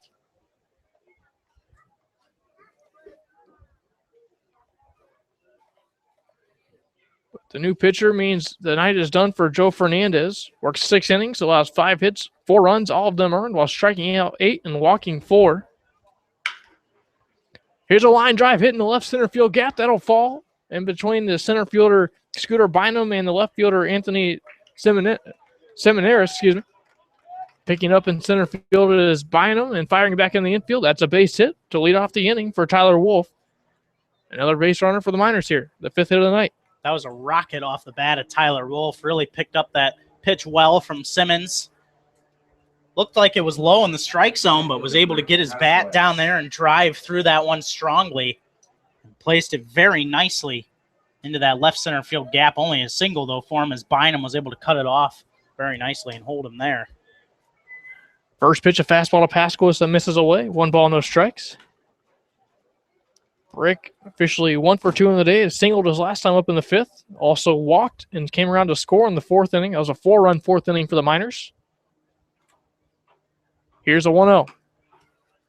Changeup missing outside. A 2-0 count now on him. Fernandez in his outing tonight threw 94 pitches, 55 of them for strikes. He's in line for the loss here, though. The Miners tagging him for 4 runs in the 4th inning. It's a 4-0 ball game here in the top of the 7th. Curveball, back over the outside edge for a called strike. 2-1 the count now. Infield will stay at double play depth here. Tyler Wolf, who led off the inning with the single, standing on first base, being held on by Austin Bush. The outfield will be straight away in normal depth. Here's a pitch. Backdoor curveball, got over the plate for a called strike. Evens the count, 2 balls, 2 strikes.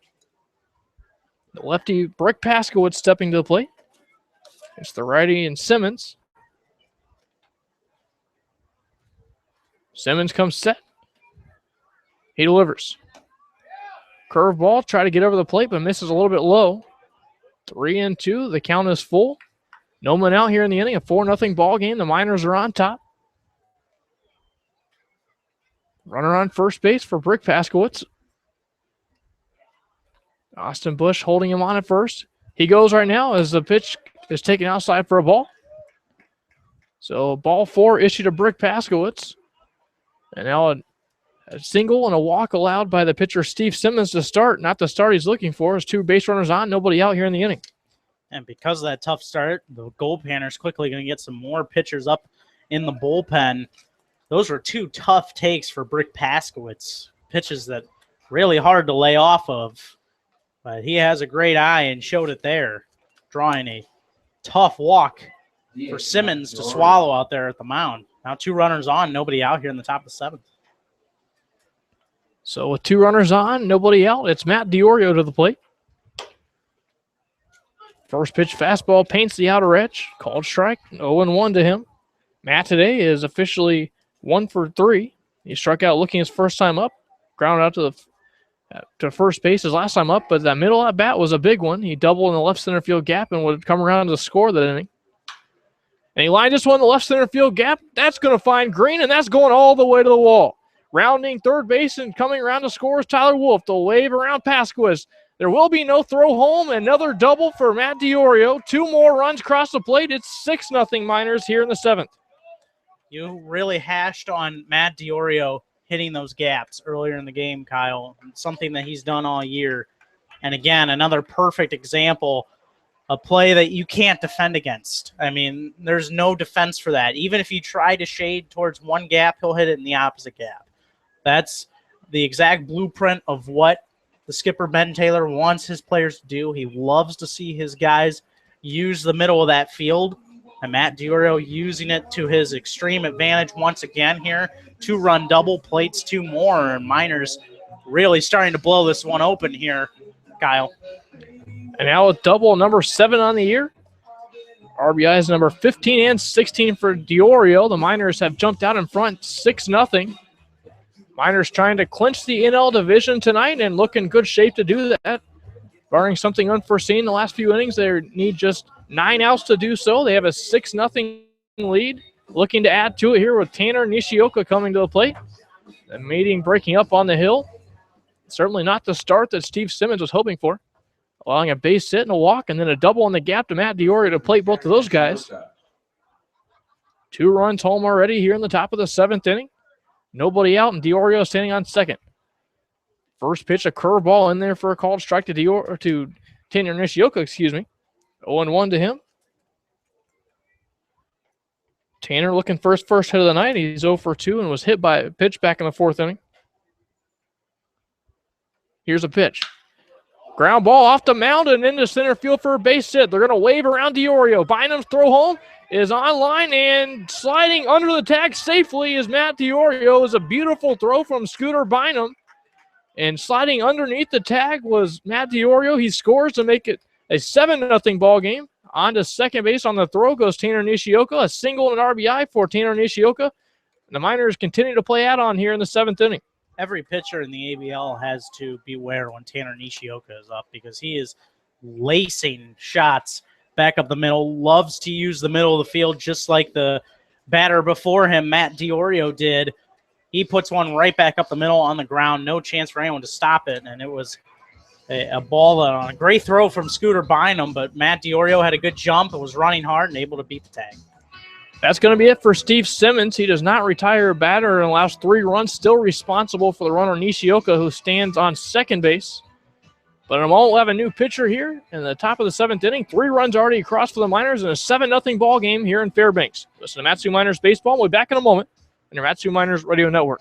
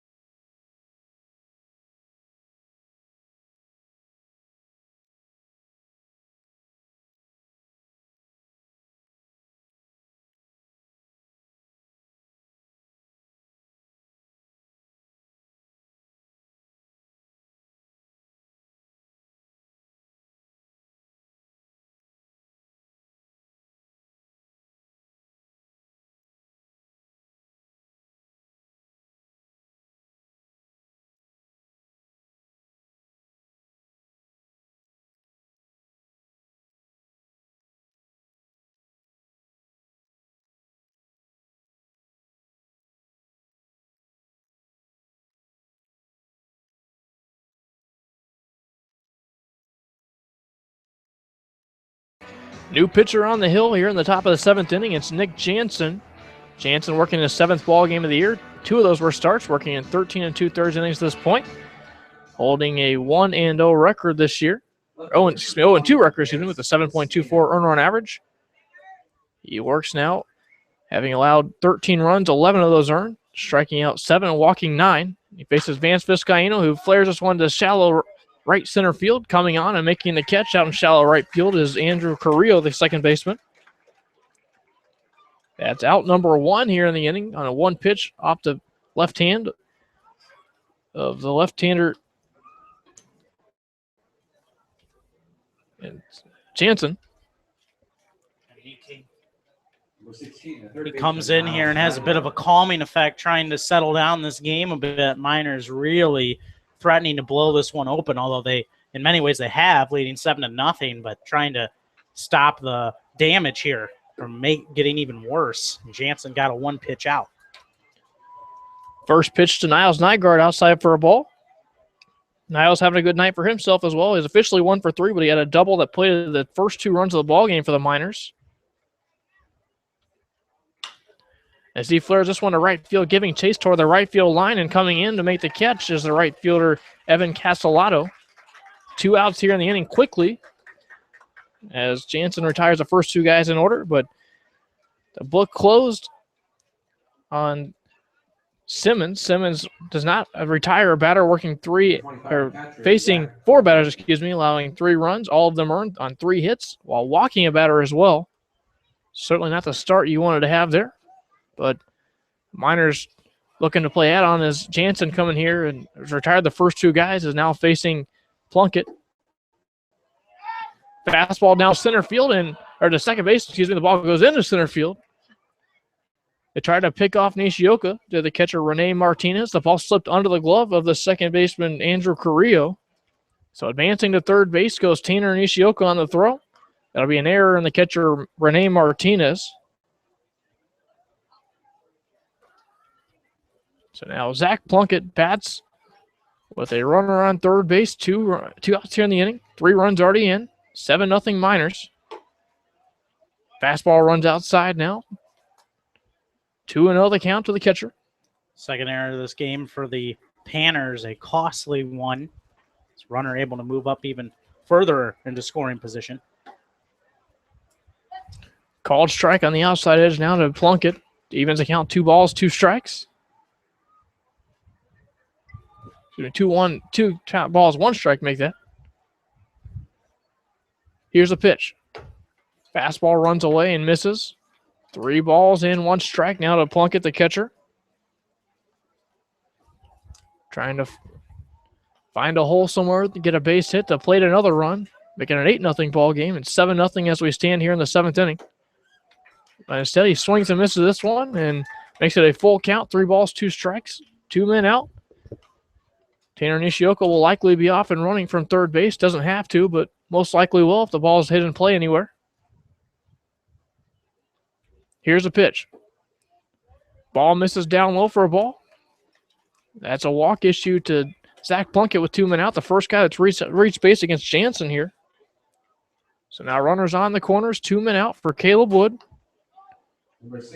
Good patient at bat there for Plunkett. Jansen came in really throwing a lot of strikes, but seemingly lost his control just a little bit in that at bat. Plunkett had a solid battle with him and able to earn a walk. Reach base for the first time today. Short leads for both Nishioka and Zach Plunkett. First pitch taken in there for a call strike at the knees to Caleb Wood. Caleb walked twice tonight. Also stole second base his last time up and grounded to first base, officially 0 for 1 in his 3 plate appearances. Fastball missing just high, and now it'll be a 1-1 count. The outfield and infield playing straight away. Sun's starting to hide behind the clouds here in Fairbanks. 7-0 the Miners lead it here in the top of the 7th. Here's a pitch. Flared off the end of the bat, giving chase in the shallow left and looking over his shoulder and making an over-the-shoulder catch is the shortstop, Malik Jones. It's a tough play for him to make, hit off the end of the bat. It continued to fly with the wind, but Malik Jones looks over his shoulder and makes a basket catch to end the inning. The Miners plate 3 here in the top of the 7th inning. First 3 men of the inning reach and come around to score. We head to the bottom of the 7th inning, 7-0 Miners, right here in your Matsu Miners Radio Network.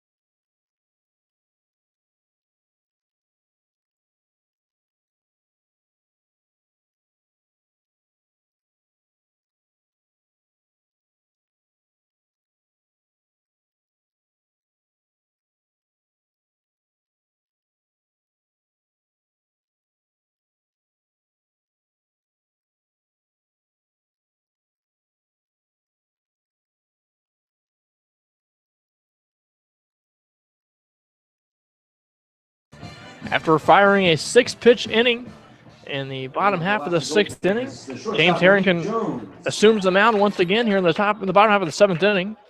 That was a first pitch curveball down low to Malik Jones. Now behind the count, 1 ball, no strikes, says Harrington. Here's a pitch. This one bounces in the dirt here to be on a fastball, 2 balls and no strikes to count. 83 pitches now for Harrington. 57 of them for strikes. Here's a 2-0. Fastball missing just upstairs again to Jones. 3-0 the count to him. Jones is 0 for 2 in the day. Struck out swinging his first time up and grounded the second baseman. He takes a curveball at the knees for a called strike here. Makes it count 3 balls and 1 strike. Activity brewing in the Miners bullpen. This one chopped to the third base side. Fielding on a 1 bounce and firing across the infield is Niles Nygaard. And got him by a half a step though. It was a bang-bang play as Malik Jones was booking it down the line, but he got the out in time there for the out. So now that'll bring up a pinch. It'll be Nathan Reynolds. Reynolds getting his first action of the night here. Still pinch hit for Anthony Seminaris.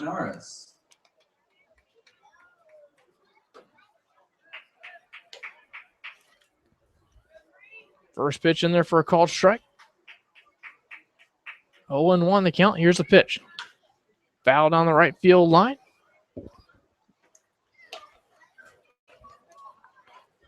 Oh, 0-2 the count. Harrington shaking off the signs. He delivers. Chop just past the mound. Fielding it is Caleb Wood. He fields it out on a high bounce and fires in time for the out at first base. 2 men out here in the inning quickly.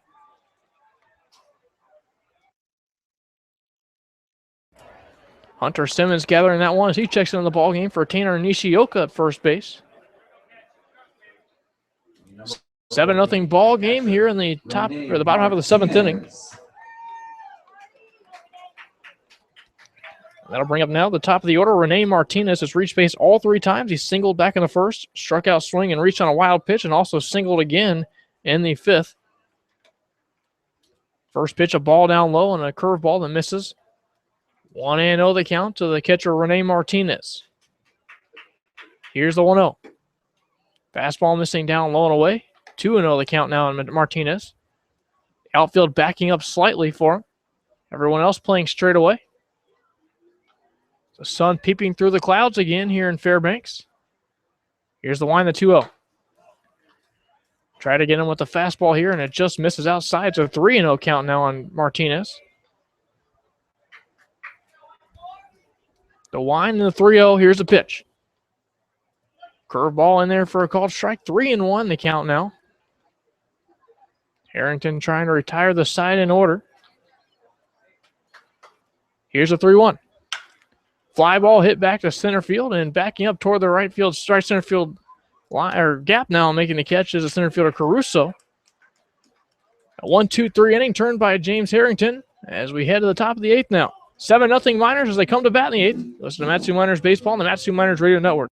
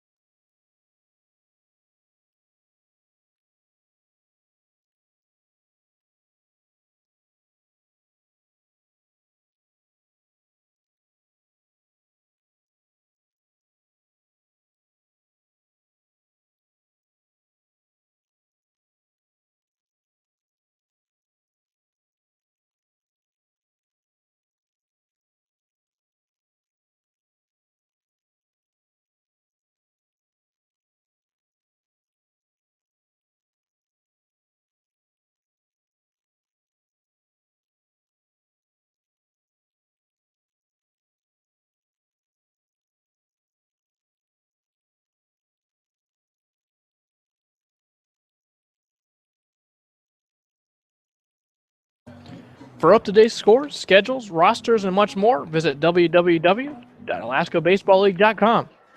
Your home for everything ABL. We're back in Fairbanks as we enter the top of the 8th inning. The Miners on top 7-0. They scored 4 in the top of the 4th, 3 in the top of the 7th inning. And now they look to play add-on here in the 8th inning. It's Nick Jansen heading back to the rubber.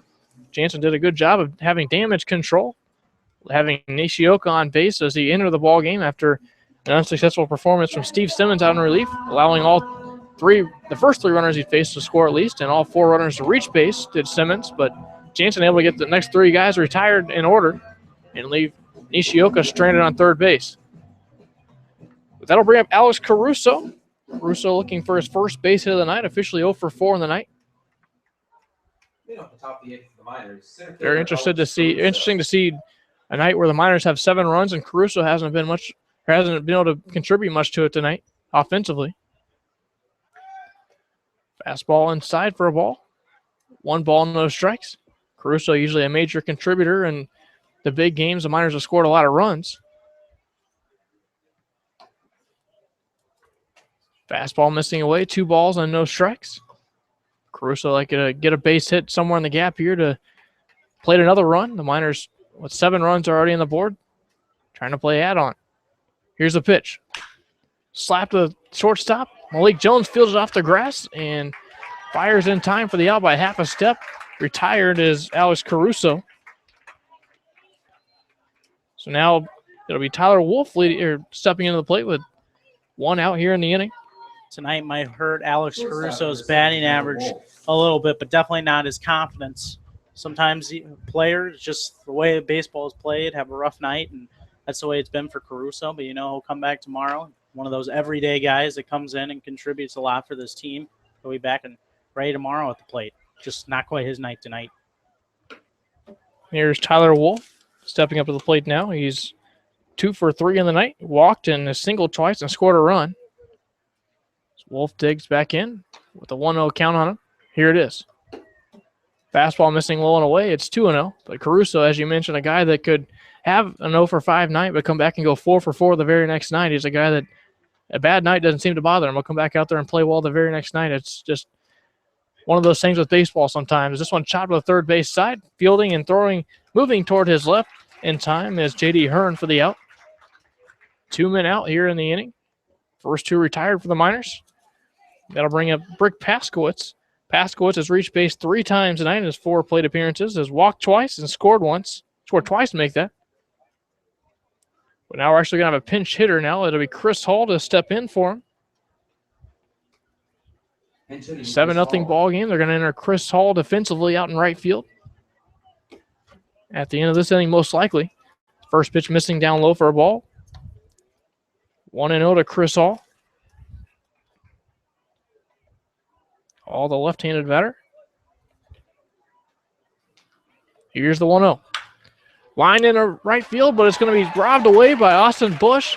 The ball nearly reached the grass for a base hit, but Austin Bush would jump to make the catch and rob a base hit of the pinch hitter, Chris Hall.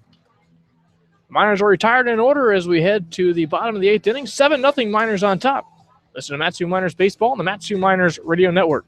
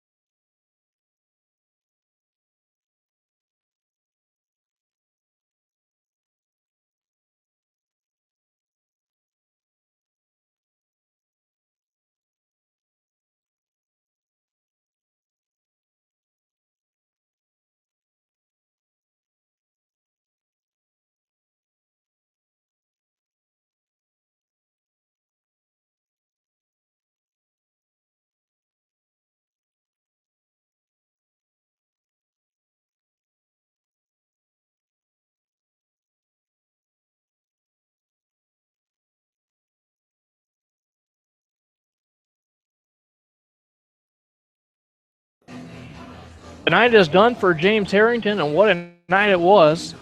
By far his best start of the season, working 7 innings, allowing no runs. Obviously none of those earned because he did not allow a run tonight.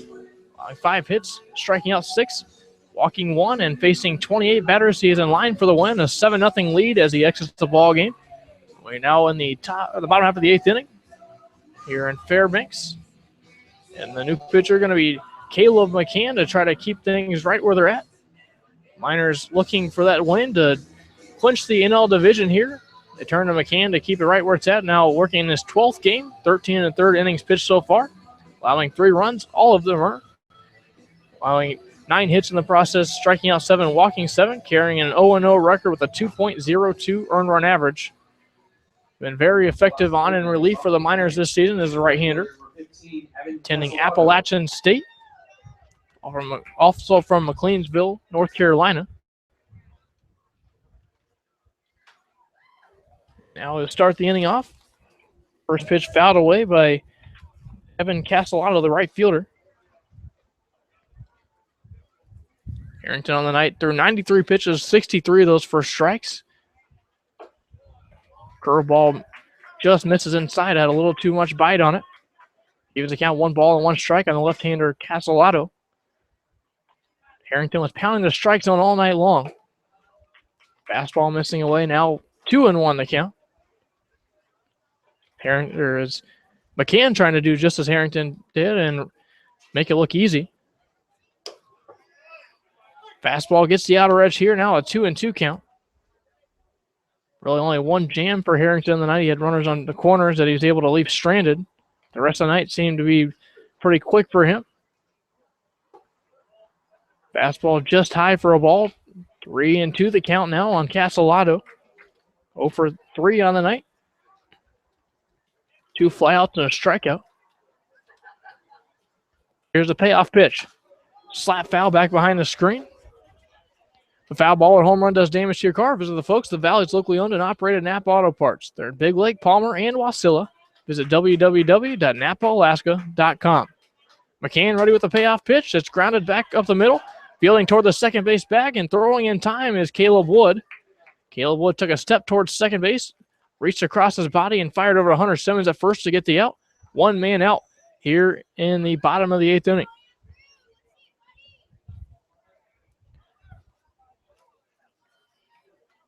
Number 6, the second baseman, Andrew. So now Andrew Carrillo will step to the plate. Carrillo officially 0 for 3 on the night. Takes the first pitch outside for a ball, 1-0 now for Carrillo. Here's a pitch. Slap foul back behind the screen. Evens the count, 1 ball and 1 strike. Righty Carrillo facing the righty McCann. McCann, all conference in football and high school also. Turned out to be a very good pitcher as well for the Miners. So this one slide line down the right field line and foul. Al Simons coming out of the dugout to go flag that one down in short right field. Activity loosening for the Miners in the bullpen to see if anyone will come on to pitch in the 9th inning in a 7-0 ball game here in Fairbanks. Swing and a miss, and Carrillo is sitting down on swing. Strikeout number 1 here for the righty from McLeansville. 2 outs here in the inning, and quickly McCann making quick work of this team.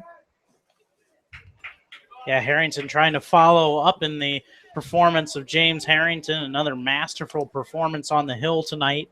Following up what he was doing right before the All-Star break, comes out, has another performance tonight. And Caleb McCann, guy who could have gotten an All-Star bid and arguably just missed the game, but coming out, has good numbers, trying to continue his good work.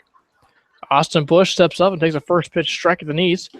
Now a swing and a miss on the next pitch. On a change up here, way out in front was Bush. 0-2 on him.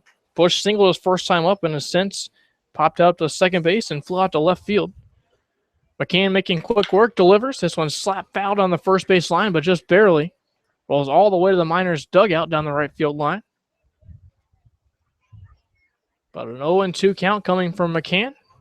2 outs here in the bottom of the 8th inning. 7-0 Miners. 4 runs across the plate in the top of the 4th for them. 3 more came across the score in the top of the 7th. The outfield straight away, the infield straight away as well. Here's the 0-2. Ground to the shortstop. Filled in the hole behind the second base bag. Flipping over to first base in time for the out. Hunter Simmons there to cover. A 1-2-3 inning turned by McCann relief. Just 3 more outs to go for the Mat-Su Miners to try to hold on and win the NL division. They will bat in the top of the 9th inning before that. We'll come back with more Mat-Su Miners baseball in a moment on your Mat-Su Miners Radio Network.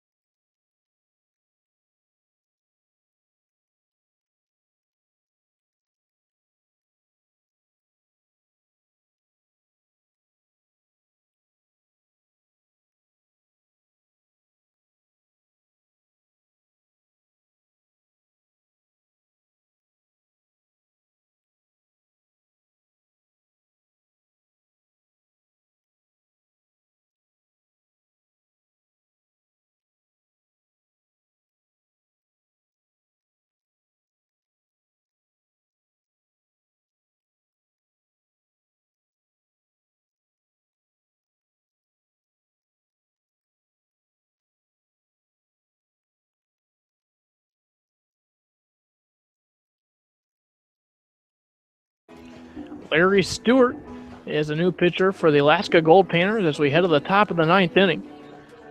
He's a 1-0 on the year with a 10.65 earned run average, working 12 2/3 innings. This now will be his 10th game pitching this year. So 25 runs, 15 of them earned, while striking out 5 and walking 21. So he will be set to come back out of the mound and face a pinch hitter, Jack Zellner. Zellner stepping to the plate here. He played the other day in one of the exhibition games. Getting back from his concussion. Good to see him back. Jack Zellner will lead things off pinch hitting for Hunter Simmons, who entered the game defensively. Excuse me, Matt DiOrio he'll be pinch hitting for. First pitch in there for a called strike. 0-1 to Zellner as Hunter Simmons awaits on deck.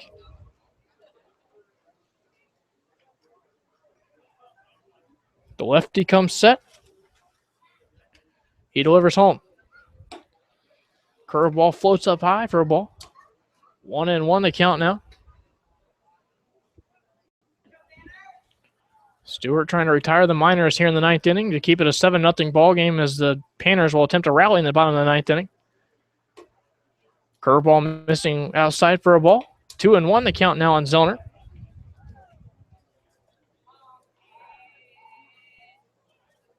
Jack looking for a base hit here to spark some more offense for this team. Here's a pitch. Swing and a miss on a changeup. Way out in front with Zellner. 2-2 the count.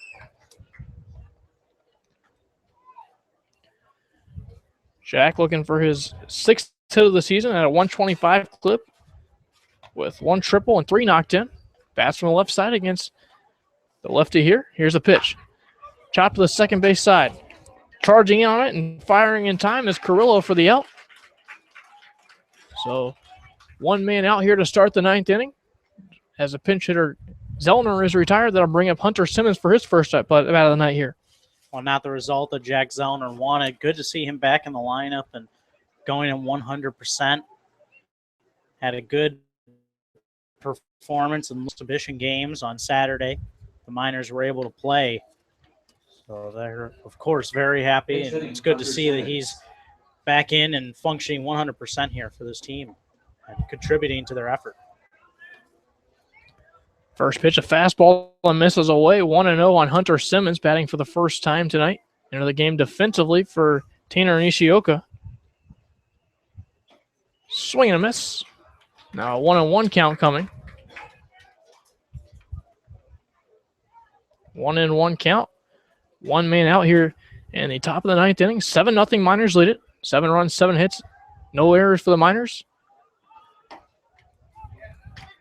Here's a curveball that gets the outside edge on back doors on there. 1 ball, 2 strikes. Nick Jansen on relief pitched very well for the Panthers tonight, working 2 innings, allowing no runs and walking 1, does not strike out a batter, facing 7 batters. This one swung and missed in the dirt. The tag applied by Rene Martinez. Hunter Simmons retired in the 9th inning now. So now with 2 men out, it'll be Vance Vizcaíno to bat. Actually, now we'll have a pinch hitter. It'll be Connor Wanhanen stepping to the plate now. First at bat of the night for him. Vance, his night will be over. We assume that Connor Wanhanen will come in to play left field in the bottom of the 9th inning. First pitch, a curveball missing low and away. 1-0 now to Connor. Connor from TCU. 152 batter on the season. Has doubled twice and driven in 2 runs as well as he slaps this one down the third base side. That's foul. Ball rolling down the left field line a little bit. So now Connor Wanhanen digs back in. Here's the pitch from Stewart. Fastball runs inside on him. 2-1 the count. The sun's been peeking in and out of the clouds tonight. Folks wearing their sunglasses to shade it from them tonight as well. But having to take them off at times as well with the sun hiding behind the clouds at times. And this one flared into right center field, coming on in short right center field and making the catch as the center fielder Scooter Bynum for out number 3. Well, the Miners are 3 outs away from winning the NL division if they're able to hold on in the bottom of the 9th inning. They'll be on in just a moment to try to do just that. Listen to Matsu Miners Baseball on the Matsu Miners Radio Network.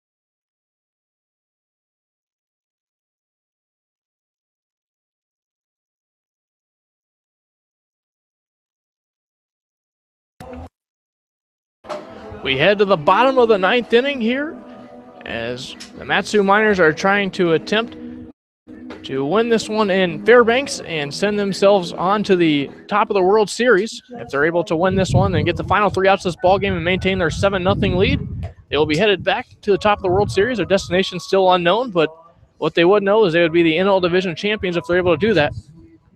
But it's going to be Byron Hood trying to get them there, working in his 10th game now as he checks in, the right-hander from Nebraska.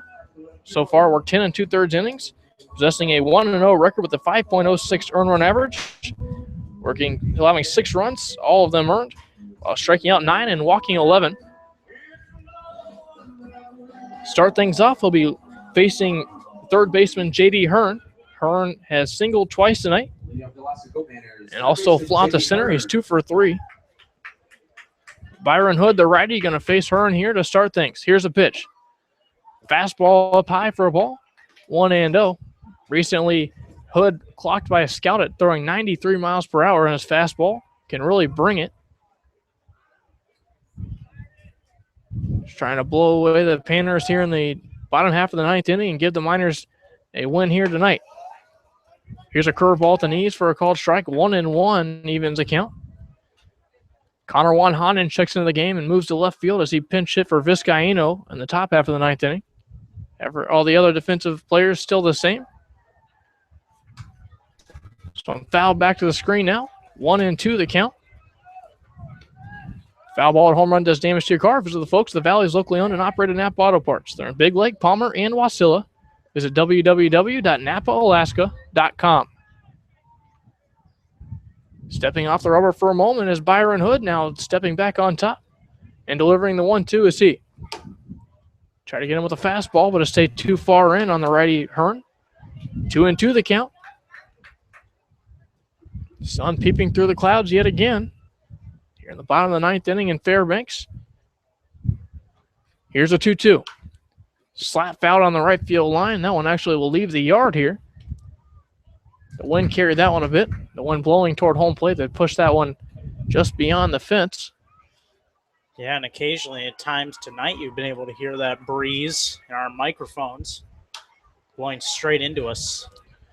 And here's another foul that'll do the exact same thing. The wind blowing strong in toward home plate right now. As you said, you can hear it through the microphones just how strong this wind has been. The 2-2 from Byron Hood. Here it is. Fastball rings him up on the outside edge, and J.D. Hearn knew it, slamming his bat in frustration. He'll head back to the dugout. One man out here in the ninth inning. They're one out closer to being NL Division champions if they're able to hold on. And that'll bring up Scooter Bynum, the center fielder. Number 5, the center fielder, Scooter. Scooter 0 for 3 on the night. Flew out to left field, struck out swinging, and grounded to first. He bats from the left side against the righty Hood. Hood making quick work, delivers. Fastball misses low and away, 1-0 the count.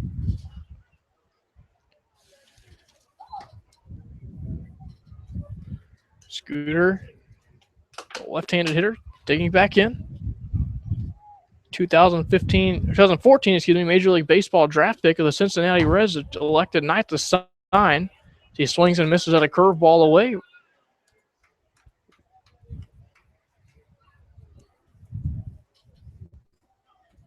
One and one the count from Byron Hood. Looking for the signs, now delivering the 1-1. Here it is. Fastball missing low and inside. 2-1 the count to Bynum, excuse me.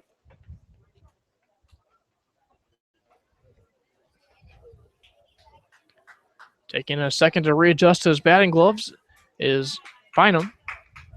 Now he digs back in against Hood. Here's a 2-1. Fastball missing up and away. 3-1 the count now.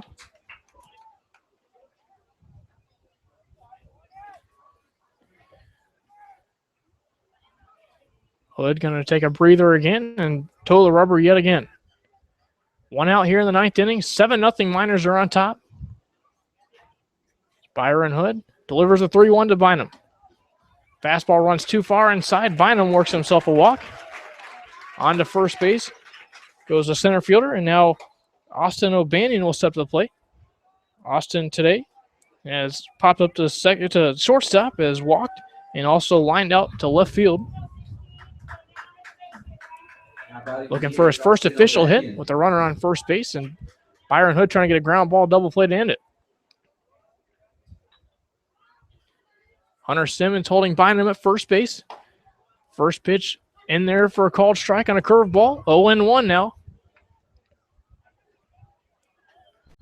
O'Banion playing in his second game.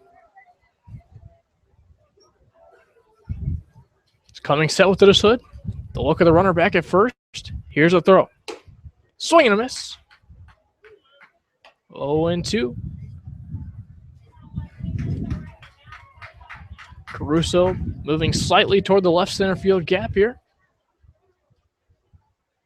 Hunter Simmons will hold Bynum at first base. Byron Hood will come set and deliver. Fastball called strike 3. Down looking goes Austin O'Banion here. 2 outs here in the bottom of the 9th inning. The Miners are 1 out away. Yes, that is 1 out away from crowning themselves NL Division champions. That at bat almost a little unfair.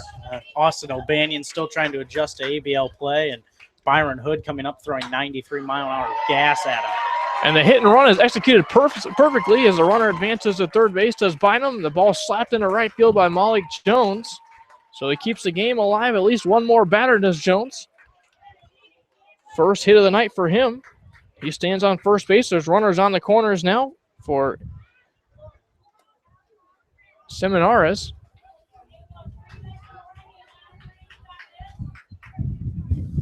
Now batting for the Alaska Goldpanners, number 3, the left fielder, Anthony Seminares. Seminares will step in now. 2 outs here in the inning. Miners just need one more out to win the division as Byron Hood delivers. Fastball missing up and away. 7 runs, 7 hits, no errors for the Miners. No runs, 6 hits, 2 errors for the Goldpanners. Hunter Simmons holding the runner at first. Short lead at third for Bynum. Here's the pitch. Curveball misses up and away. 2-0 the count now from Byron Hood. Miners trying to preserve the shutout. Infield and outfield going to play straight away here on the number 9 hitting Anthony Seminares. Runner goes at first. Here's a pitch. Slap out on the right field line. It'll be a 2-2 count now. Or 2-1 count, excuse me. May have also been a bit of a ploy to try and see if they could draw a throw from Plunkett towards second base.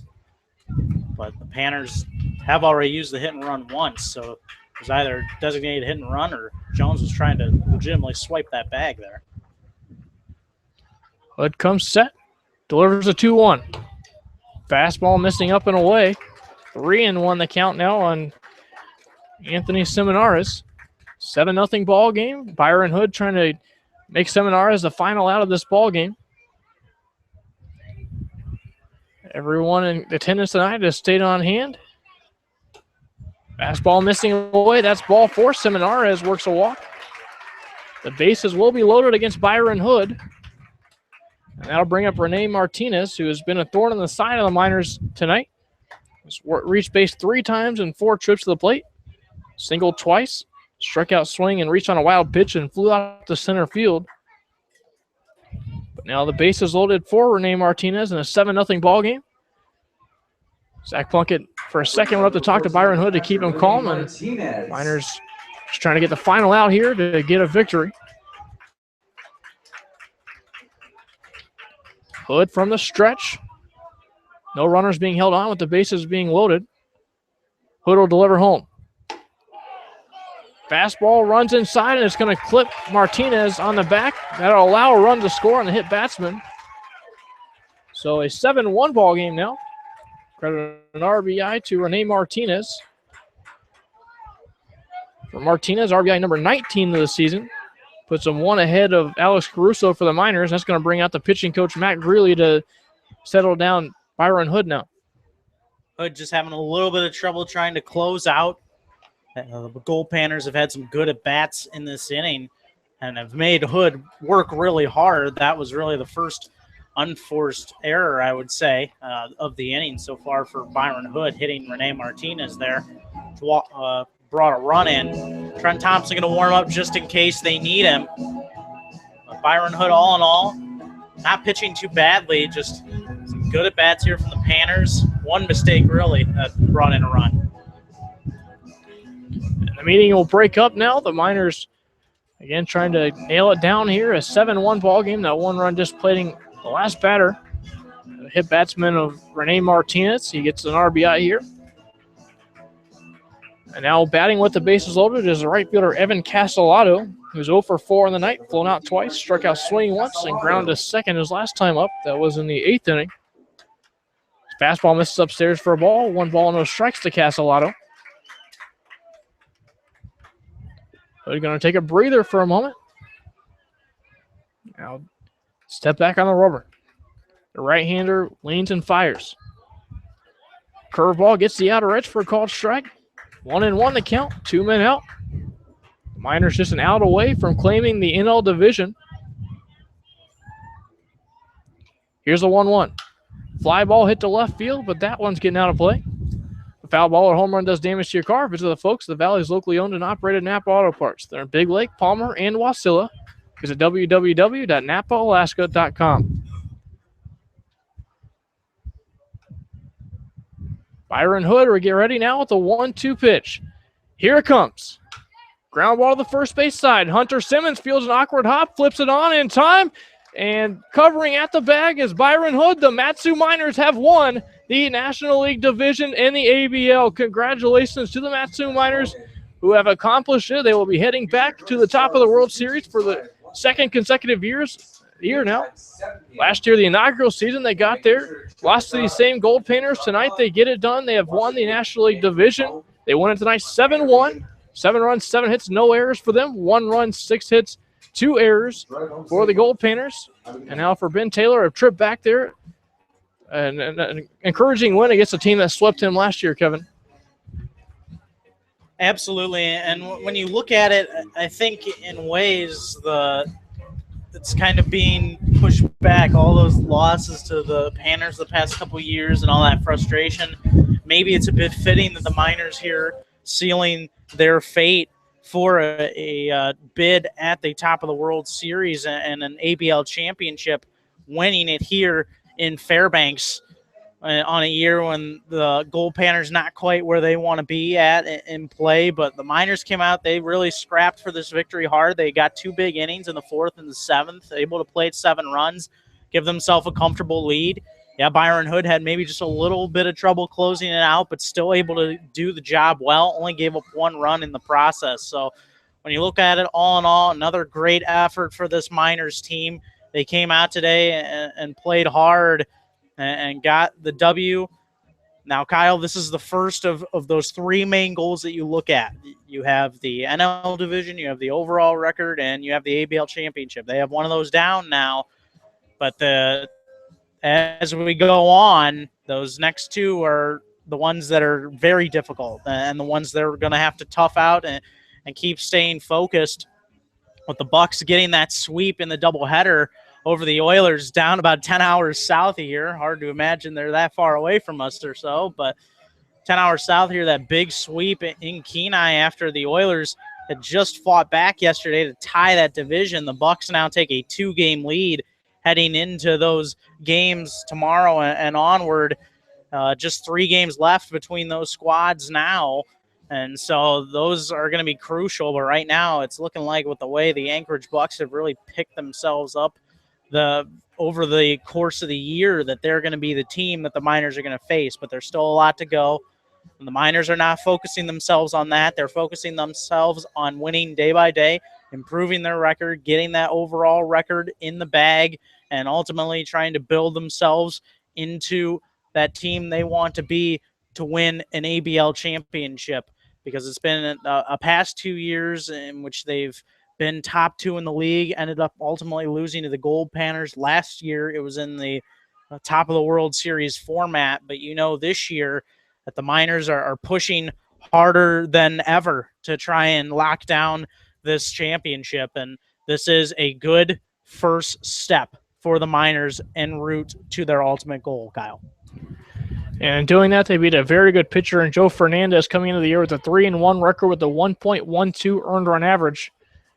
And they scored 4 runs off him, 3 more come in relief later on. But a team, it's certainly got to feel good for this team to know they were in the top of the World Series a year ago, especially for Hunter Simmons, a guy who got to witness that, makes the final play to get the out and to send his team back there. But to do it against the Goldpanners, a team that really took it away from them last year, they felt like a little bit. Now they get another shot to go back there and potentially host if they win. Now a couple more games. They're waiting on the magic number now 4 for them in that department, and also depending on a couple other factors, that's over the Bucks and the Oilers now. The Miners have obviously clinched the division in the NL. They don't have to worry about anything regarding the Pilots or the Chinooks the rest of the way, but they still look to win the overall and host the top of the World Series in Palmer, which will be the first time that would happen, and they do it tonight, at least making that possible by winning the division against the Alaska Goldpanners tonight 7-1 in an impressive form. The Miners tonight again won that game 7-1, won their 24th game overall in ABL play, 24-7 overall in that category. Now also 27-8 overall if you're looking at it from the perspective of winning exhibition games. But also you got to talk a lot about the pitching performance of James Harrington tonight, buckling down and pitching honestly probably his best start of the entire season. And he does it on a big night that allows the Miners to clinch the division, and he pitches them and puts them in a good spot to do that. They had a 1 run allowed in the 9th inning that was not charged to him. That was not on the mound at that time, but threw goose eggs the entire way from the mound tonight and really gave the Miners a good chance to win and score some runs late. What a good feel-good feeling this is for James Harrington. This is a guy that started off his first 3 starts not good, ERA elevated around 4 or 5, but he has really buckled down, has now gotten his record to 5-2. His ERA is now under 2, joining this entire pitching staff that coming into today in conference play had a 1.52 ERA and a 183 average against. Those numbers just continue to keep improving, and it really wows me, Kyle. And I think it will continue to wow not only me but you as we go on, how good this pitching staff is at adjusting. When you look at how often now, this is 31 games in that these Miners pitchers, they're well documented for going out there and pitching well. They're good, but the problem is for these hitters is that these pitchers keep adjusting to the hitters, and the hitters who didn't even adjust the first time are trying to adjust, and to pitchers who are constantly adjusting and getting their groove. I mean, this is just a very confident pitching staff. We've heard that throughout from the skipper early on in the season, middle of the season. Now as we approach the end of the season, the story's the same. The pitching continues, and the thing is that as the season has gone on, the batting, the hitting has started to give more and more support to that pitching. And when that happens, it gets really dangerous for this Alaska Baseball League, because you turn a pitching guru of a squad and then you add hitting in as well. So it's just fantastic to see that they're really starting to bring it all together, and now they're just going to keep trying to play good ball into not only the rest of the season, these last 10 games, but also into a top-of-the-World Series situation. It'll be an interesting way to see how things shape up. The Miners looking to win the overall, though they'll continue to keep winning. They'll be happy with the win tonight and winning the division, but that's certainly not their only focus. But tonight they get to win 7-1 over the Alaska Goldpanners on the road, behind 7 runs, 7 hits, no errors for them, 1 run, 6 hits, 2 errors for the Alaska Goldpanners. The win goes to right-hander James Harrington. He improves to 5-2 on the season. The loss hung on left-hander Joe Fernandez. He falls to 3-2.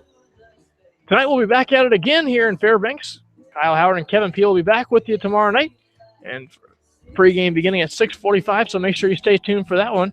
At 7 o'clock start here from Fairbanks again. The Miners look to improve and continue to win and get their home, or hopefully host the top of the World Series, what they're hoping for, with the continued success going forward. But for tonight, we're gonna sign off here from Fairbanks. Kyle Howard for Kevin Peel. Thank you for tuning in tonight. The Miners win at 7-1. Thank you for listening. Have a great night.